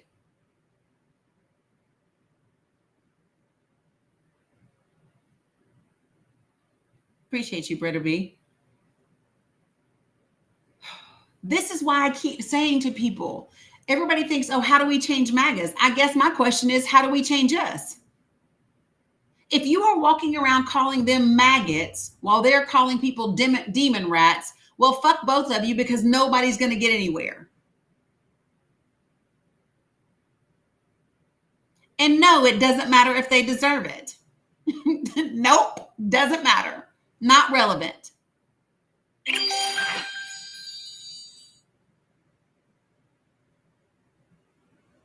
And let me just be very, very clear. It is not a one-pronged approach. It is not, oh, let me just talk to you and point some things out and whatever. It's not just that. It's that plus the work. It is that. It is conversation plus action. It is conversation plus action. I'm just not sitting around talking to people. This is why we do trainings. This is why we do letters to the editor. This is why we talk about registering to vote. This is why we talk about proposing legislation. This is why we talk about organizing in our communities. This is why we talk about how to have conversations with people of opposing views. This is why we look at voting data, so that we can see trends and how people are voting and what they're thinking about and how old are they and where are they going and what are they doing. This is why.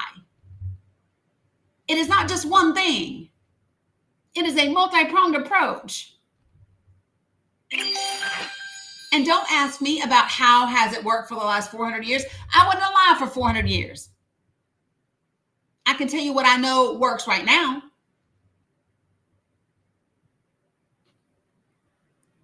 Well, come on, let's talk about it. Hey, the real Spock, how are you? All right, babe. All right. How you doing? I'm doing great. I appreciate your work, and I want to congratulate you. Keep up the good work. Well, you said, how's that worked for 400 years? Nothing. Tell me what you mean by that. Exactly. We are still exactly the same place we were 400 years ago, and y'all don't even realize it. Okay, tell me how. It's actually gotten worse because it's more covert. It ain't changed. They're not changing their hearts. The only thing they understand is war and death. That's it. Who's they? Who do you think? The people that's controlling the crap. So, again, here's what I would say, right? Is I agree that we change laws. I agree that we did not change all the hearts and minds of the people. I agree. I would also say that part of the reason that that happened is because once the laws got changed, we stopped doing the work. And they went covert. Yeah, but here's the so if they went covert and we stopped doing the work, we're just as at fault as they are. If we stopped doing the work and they went covert, we got complacent. They got comfortable. They think everything's okay. Who's they? The people that got complacent, the one you're saying that is not doing the work. Well, listen, this is my point. So you keep saying they and they as if you are not involved. So can you share with me the real spot? Can you share with me what you've done for the last 40 years or 50 years in terms of improving race relations and the advancement of minorities in this country? By representing our race as human. And Okay. not acting like what they think we act like. Okay, that's but what I did. no, but And what then I'm I got asking tired of you, trying to prove myself to them, and I left the friggin' country 20 years ago. the real spot. So this is the question that I'm asking you: is what work have you done to I just told you. Okay, so if I'm understanding you right, the work that you've done is just live like a decent human being as a black man. And prove them wrong. Exactly. Okay. And I house the homeless. Every dime of my 4 companies pays for homeless shelters. That's what I do with my money, and that's all I can do. That's the best that I can do is use my money to help people that's getting put out. Okay, but the conversation that we're having is not about what we do in terms of homeless folks. That's not what we're talking about. We're talking specifically about racial equity.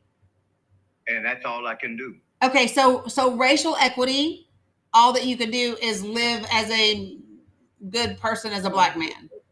Human being. Okay. So tell me what you're talking about then, because you asked me how what I'm doing has worked well for the last 400 years.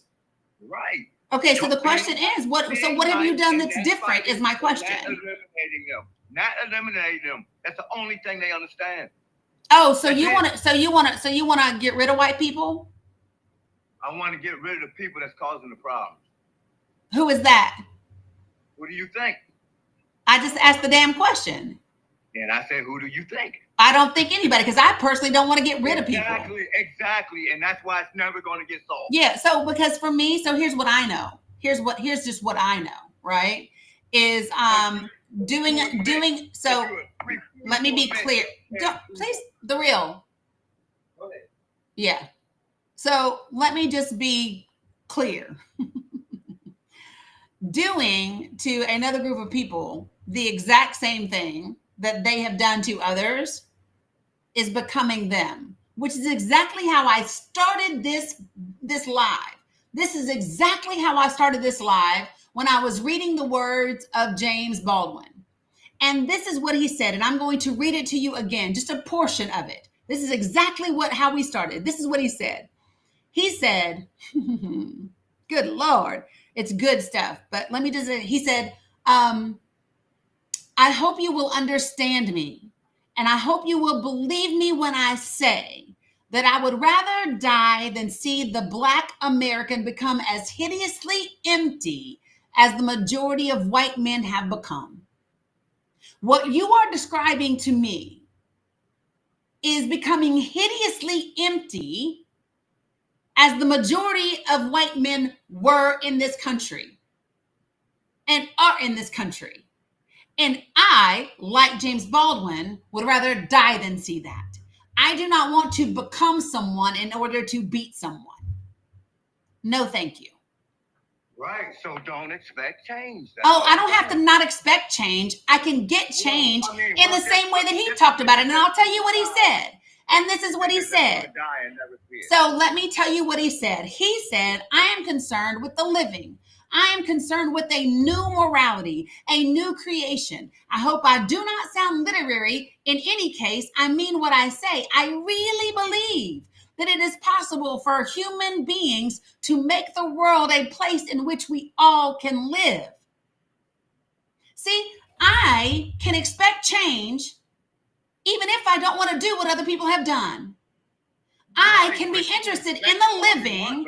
I can be interested in recreating myself, recreating the community, recreating the place in which we live, and creating something brand new. The choice is not binary. I do not have to either become them or deal with whatever they give me. That's not my choice. Become them. I'm just telling you. No, when you say get rid of them. And Baldwin is not alive today, and it still hasn't changed. And again, when you say you want to get rid of them, because that's all they understand, that's become them. I mean, if that's what you want to, if that's and I'm really not. So it's really if clear. If you really want to stop it, that's the only way. It is not the only way.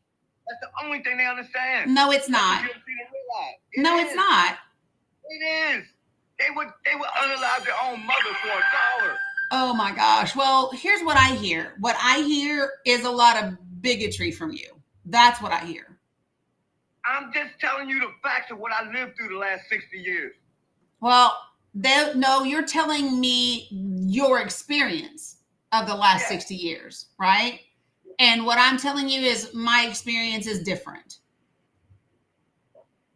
What I know is that your singular experience is not the experience of every person in this country. That's what I know. That's what I know. And what I also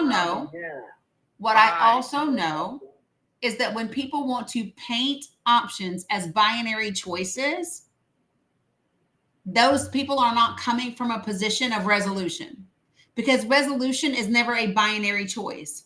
It is not either or. Exactly, but it hasn't worked. What hasn't worked?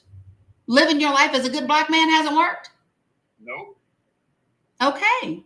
And I'm not saying, and my whole point is there are other things to be done. And I did not dismiss his experience. Baldwin's words didn't work. Let me be clear, Silver Soul. I did not dismiss his pain at all. What I said is that his experience is not the experience of everyone, the same way that mine aren't. It's the experience of every person of color on the planet. What is the experience of every person of color on the planet? The not inclusion, the being looked down upon because they are not a certain color. It's the 7% of the world's population being cruel to the other 93% of the world. I hear you, but that's not what we were talking about. Bull crap! That's the whole thing. No, it's not the whole thing. You don't think big enough.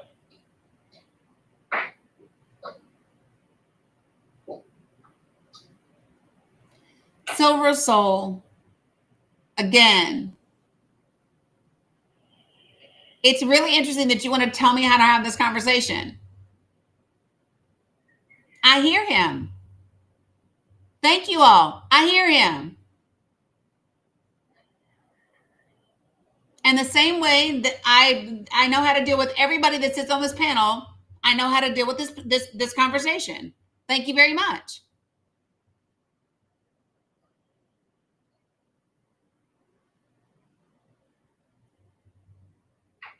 So the problem that I have with what you said is very simple, right?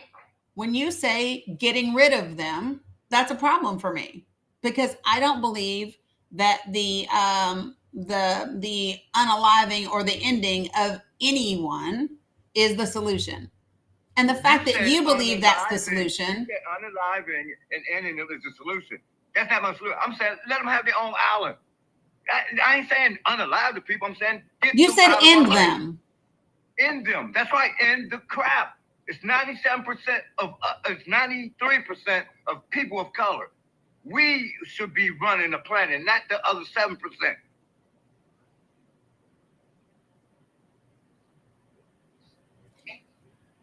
So I'm not a segregationalist. They're giving you no choice. Well, that's not true. I don't listen. People don't have to give me a choice. I get to determine my choices.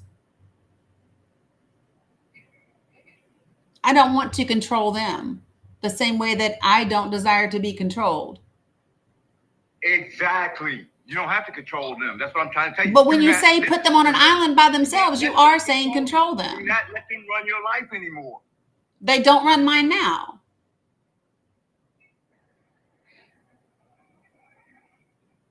So let me just say this. There is a blend of these things. So follow me, okay?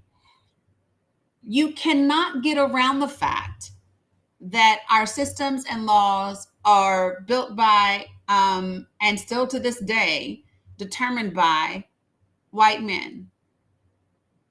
They are the majority in terms of those systems, whether you are talking about a financial system, judicial system, education system, legal system, congressional system, whatever system you're talking about. Okay. So when you know that, they don't dictate my life, and the policies that they enact, that they sponsor, that they vote on, that impacts my life. Right? You said it don't impact your life? No, I said it does. They impact, but having an impact, right? Having an impact is not controlling my life. They're not the same thing. Of course, policy impacts my life the same way policy impacts everyone's life. Of course. I just don't happen to agree with you that segregationism is the Yeah, you're using the word I did not use. I didn't say segregation. when you say put them all on an island, that is segregating. The same way they are taking immigrants right now and sending them to Guantanamo Bay, the island, with Gitmo. You don't want to. I understand you don't want to do unto others as they do to you. But I'm just saying, you got to figure out something. You got to at least take back the world from them. Right, but so the question becomes this, right? So, and how do you go about doing that? And I told you the only way they understand. No, it's not about how they understand. You don't want to be like them. It's not about how they understand. That's how they rule. So because you think we feared being like them. So that's why they were able to run the world. Because they ain't afraid. Again, let me just be clear. Okay. So you believe that the only solution to achieve what you desire, which is to take the world from them and to be in control of it, is to treat them the way that they have treated people of color. I don't agree. No. I said that's what you don't want to do, but it's you have. But it's not about not wanting to do it. I don't believe that it's the only choice. I don't believe that it's the only choice. I believe that there are many, many ways that we could do something and achieve the same result. I said you can believe all you want. You can believe whatever you want. Well, I mean, I sure can, because you believe that war is the only way. I disagree. I just see it. I call it the way I see it. I don't believe anything. I see it. It's not you hoping on something in the future. I'm telling you. No, I'm not. So listen, you're listening to argue.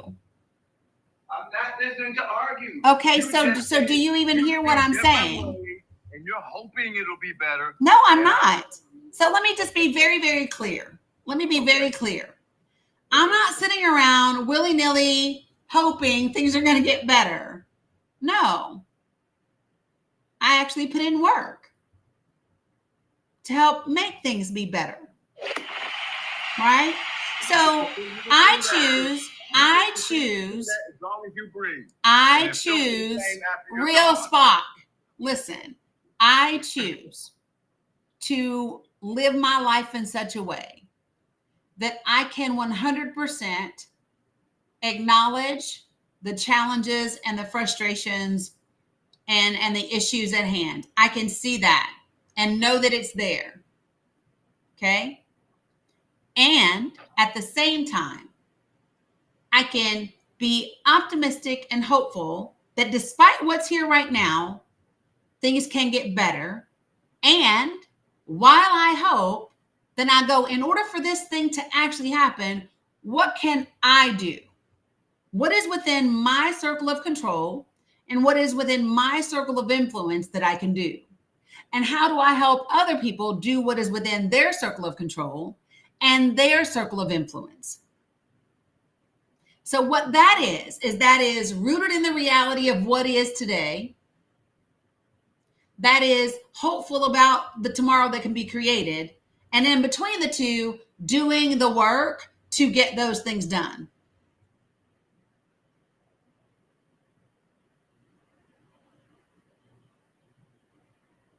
So that's the deal for me. What I'm not going to do is sit up here and focus on the last 400 years and think nothing's ever going to get better. I don't have that luxury. I'm a mother and a grandmother. They require that I maintain my hope. They require that.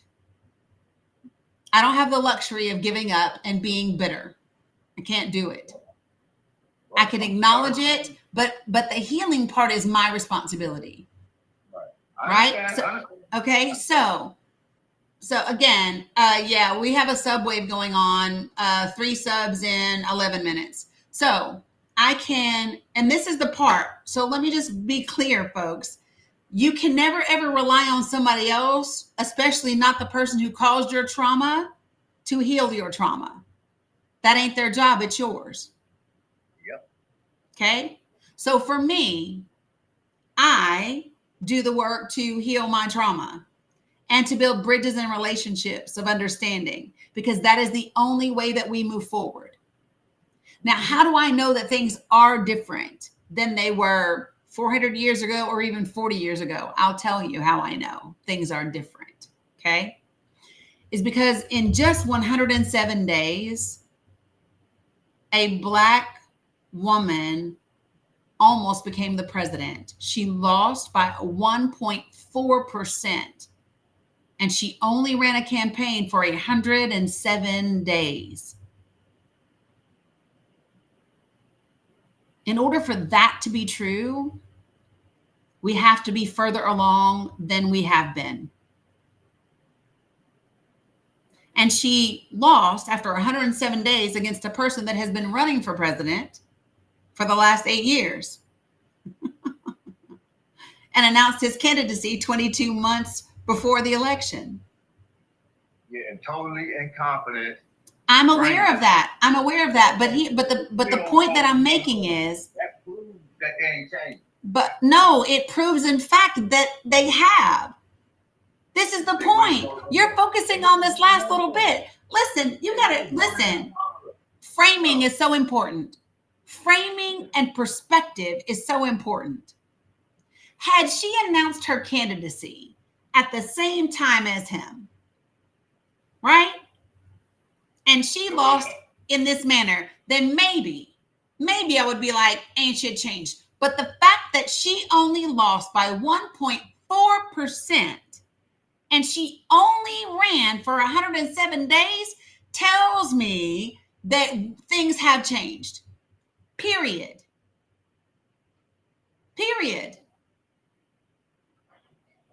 As they say, keep hope alive. Well, so here's my thing. I choose to keep hope alive. Face it. Every great civilization has failed. Face it. It's going to happen. Well, I mean, that's the way that you choose to look at life. To me, that's a sad way to look at life. Every great civilization has fallen because of this. Period. That's and again, if everybody adopts your attitude, the same thing will happen. They don't have to adopt. But guess what? If more people adopt my attitude, we could change. We could create something different. So this is the choice that we get. We get to choose. We get to choose. Well, no, they're your feelings, actually. Ain't my feelings. I'm just going by history.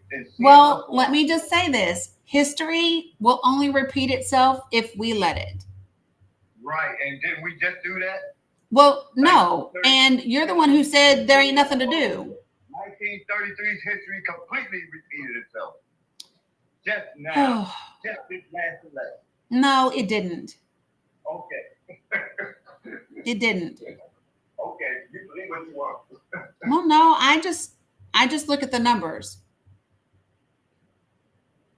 I just look at the numbers. Insane.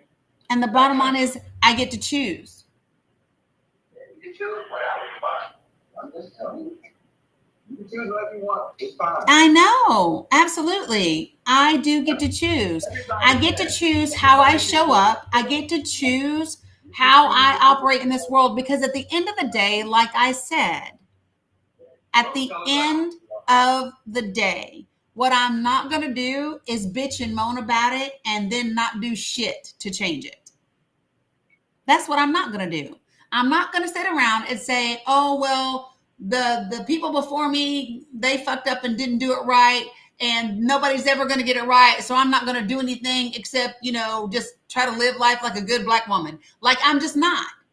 I'm not going to sit up here and just say, when I look at these beautiful Black grandbabies of mine, that they just have no choice but to live in a shitty world. Nope. Because here's what I really, really, really do believe. The government, I will join y'all. Until y'all stand up and ready to stand up and fight, I'm not joining you. Nobody. Ain't nobody asked you to join me. I'm just saying. I have not asked you to join me. I will join people who are ready to stand up. Well, it sounds like you're not ready to stand up because you haven't stood up by yourself. Well, maybe people are waiting for you to stand up. So maybe if you stand up, somebody will stand up with you. Right? You up here talking about, I'm not going to do anything until somebody else shows me they're ready to do something. Listen, that is a person with an excuse. I'm only gonna revolt when somebody else does it. I'm opposite of you. I'm telling them to revolt because that's the only thing that they understand. Okay. Well, again, I don't know why he's not at a protest today. There are plenty of protests happening. No, and I am not the MLK method. I'm not. Nor am I the Malcolm X method. I'm not. I'm more of the John Lewis method.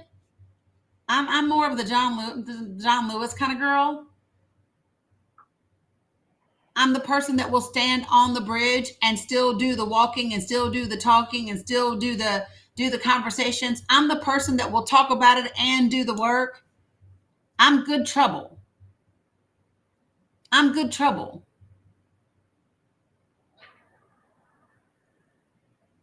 That's me. I'm good trouble. So yeah. Nobody's going to put me in a binary box. I guess I'm the bad trouble then. I don't know what you are. You know what you sound like to me? Do you know what you sound like to me? What's that, dude? You sound like to me, you sound like someone who has been ridiculously hurt and traumatized. You sound... Hold on, let me finish. Let me finish. You sound like someone who is hurt and who has turned every bit of your hurt and disappointment into anger. That's it. Okay, you finished? No, I'm telling you, I'm not hurt. I'm just tired of seeing other people being hurt because I was able to overcome it, okay? Because I had to be 10 times better than the next man in order to do it. And I'm tired of my people having to be 10 times better, 10 times smarter to get the same job as a no class, no brain, other type person. Here's what I will tell you is hurt people sound like you. Healed people don't sound like you. Well, I'm not hurt. I'm frustrated with what's happening to our people, the people of color on this planet. That's what I'm upset with. I am not hurt. I'm living my life and I'm doing good. So here's what I'm saying, right? You can say that you're not hurt, but what you sound like is hurt. For you all.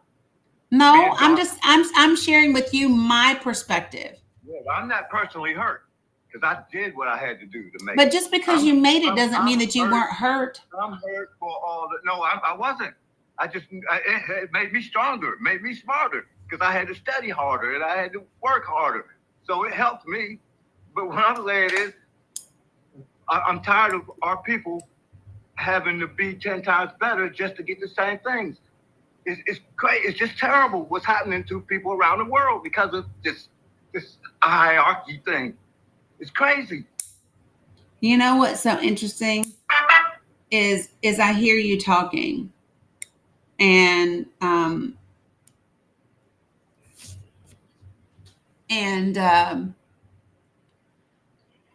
oh, People call me a utopian because how I want the world. They say I think too big. That's what people do telling me. I don't think you're a utopian. Utopians I know are peaceful. You don't think that, but me, what I want for the world is everybody says I think too big, and I think that everybody should be equal. Everybody should have food, shelter, and water. Period. I don't think it should have to pay for food, shelter, water. Period. That's and you shouldn't have to be controlled by someone. You should be able to take care of yourself and do what you got to do without all these freaking laws in order to find ways to find people and put them in jails and all this other kind of crap.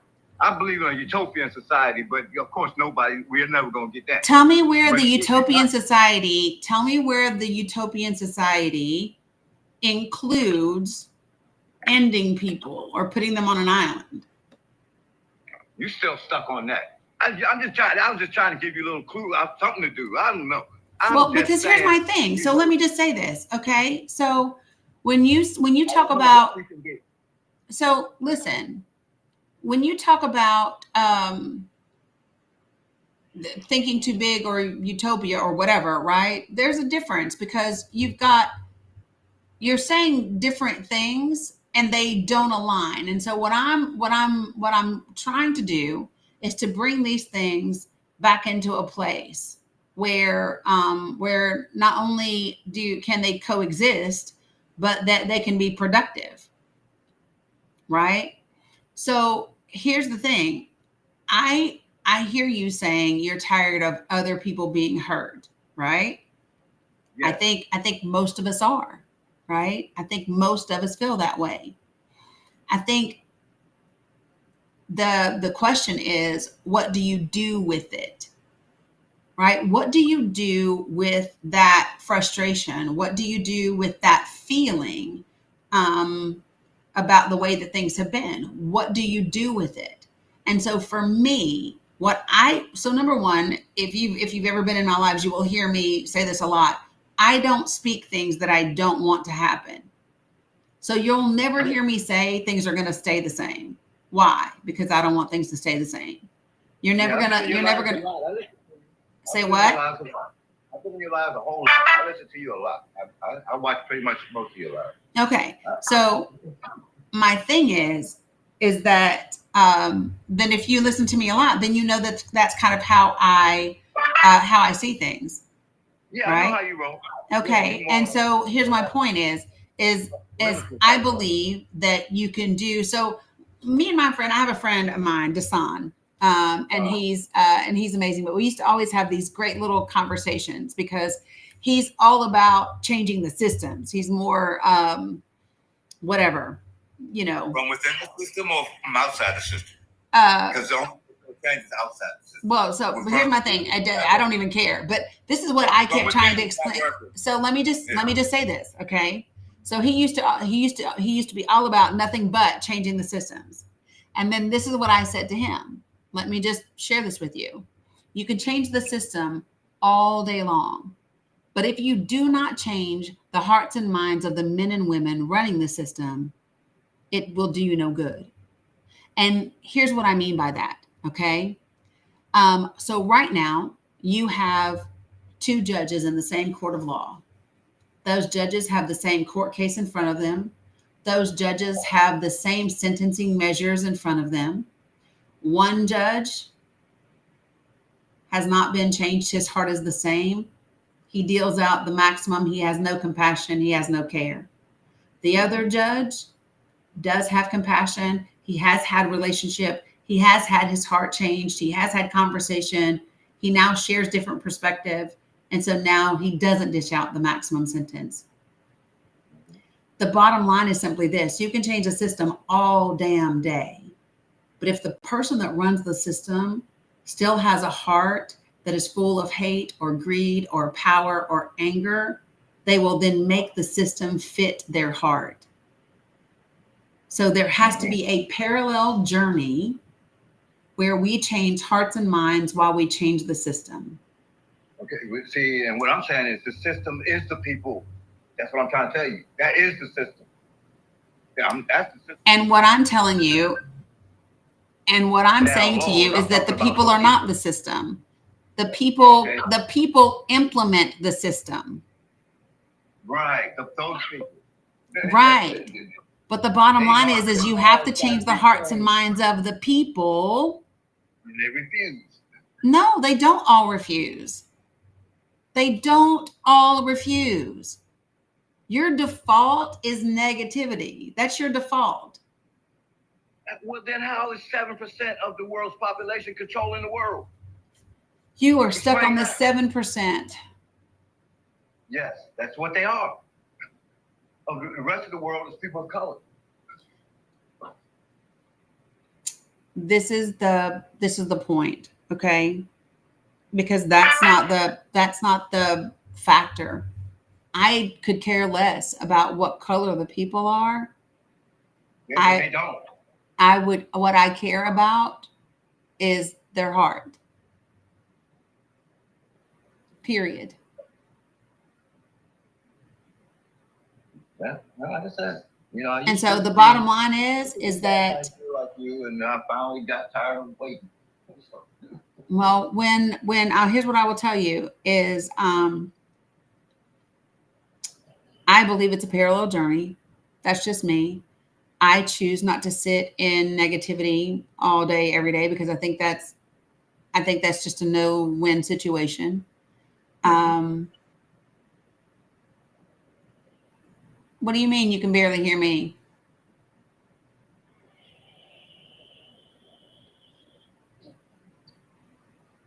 Yeah.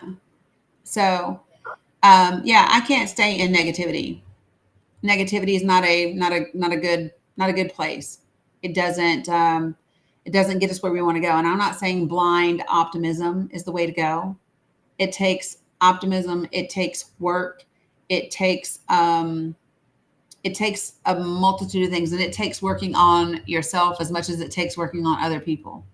And one of the things that I've learned is I can't sit back and wait for anybody else to do the work. I can't. I'm not waiting for anybody else to demonstrate for me the way they want to do it. I'm just going to get up and do the part that I can do. When I first came on here, like I said, I applaud your efforts. I never denied that. I'm glad you're doing what you can do. Okay? I applaud that. That's why I watch your lives. I appreciate you trying to change the hearts and minds. I appreciate that. But, I'm just tired of waiting. But I understand where you're coming from, and I appreciate you doing it, and all the other people who's trying to do it. I appreciate all of y'all, but it's an uphill, hard battle. That's all I'm saying. Yeah, but it can be uphill and it can be hard, but that doesn't mean it's hopeless. It can be uphill, it can be hard. And let me just say this: we did not get to the place where we are today, even in the last 400 years. We didn't get there in the last 400 years. So to expect it to all of a sudden, we're still not there. Right, but this is my point. This is my point. That's exactly the point. So listen, the focus is not on the end result. The focus is on the day-to-day work. What are we doing that wins? What are we doing that moves us forward? What are we doing that helps change the system? What are we doing that helps change the hearts and minds? Do you understand the pace is too slow? Do you understand that if you want the pace to speed up, get up and do something? You can't wait on somebody else to prove you they're ready. If the pace is too low, get up and do something. If it's too slow for you, do something. I'm doing the best I can. That's all I have to say. And I think you're doing the best you can. Absolutely. And the more that everybody does that, and you ask yourself, what can I do? What is within my circle of control? What is within my circle of influence? And then we do that.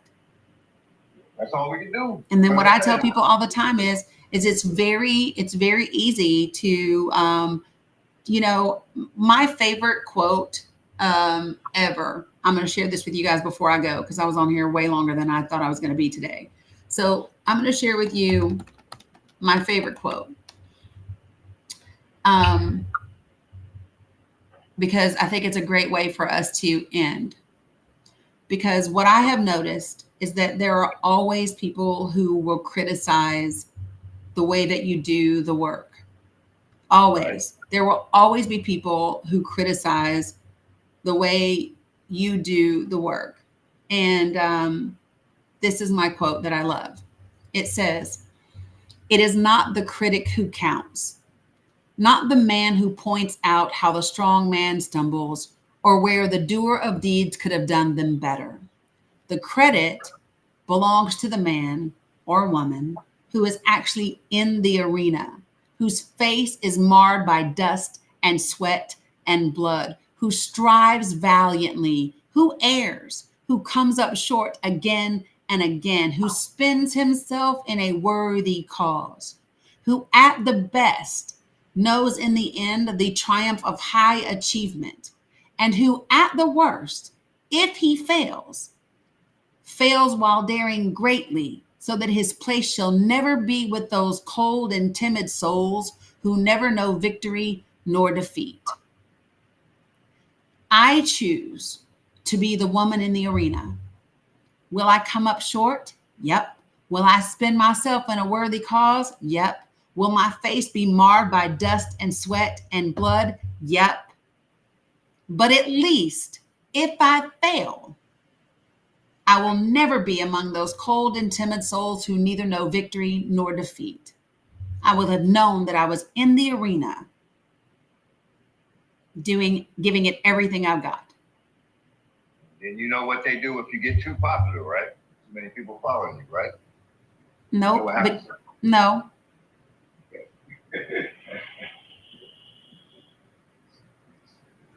Yeah, so that's actually not Brene Brown's quote. Brene Brown quotes it, which I love her for, but the quote is from Teddy Roosevelt. The quote is from this actually, yeah, John Lewis was in the arena. This quote is on a big 2 foot by 3 foot thing above in my living room. Yeah, it's by Teddy Roosevelt. It's my fave. So it is almost 4 p.m.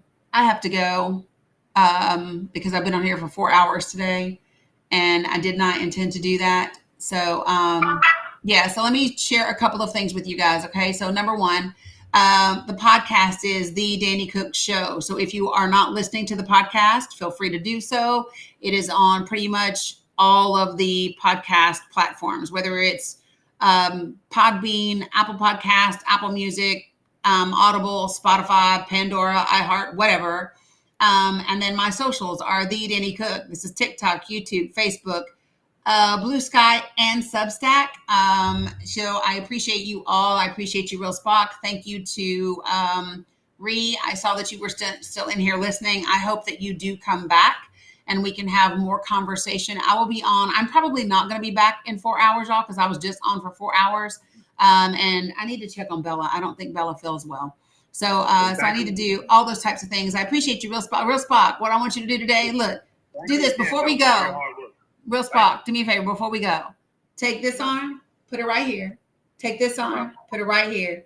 And just give yourself a good old squeeze. Oh, yeah. Give yourself a good old squeeze. Breathe deep. And let it out. Do your hard work and keep it up. That's all I can say. Keep up your hard work. Keep that shirt on your face, baby. So I appreciate you all very much. I will see you later. Have a good evening.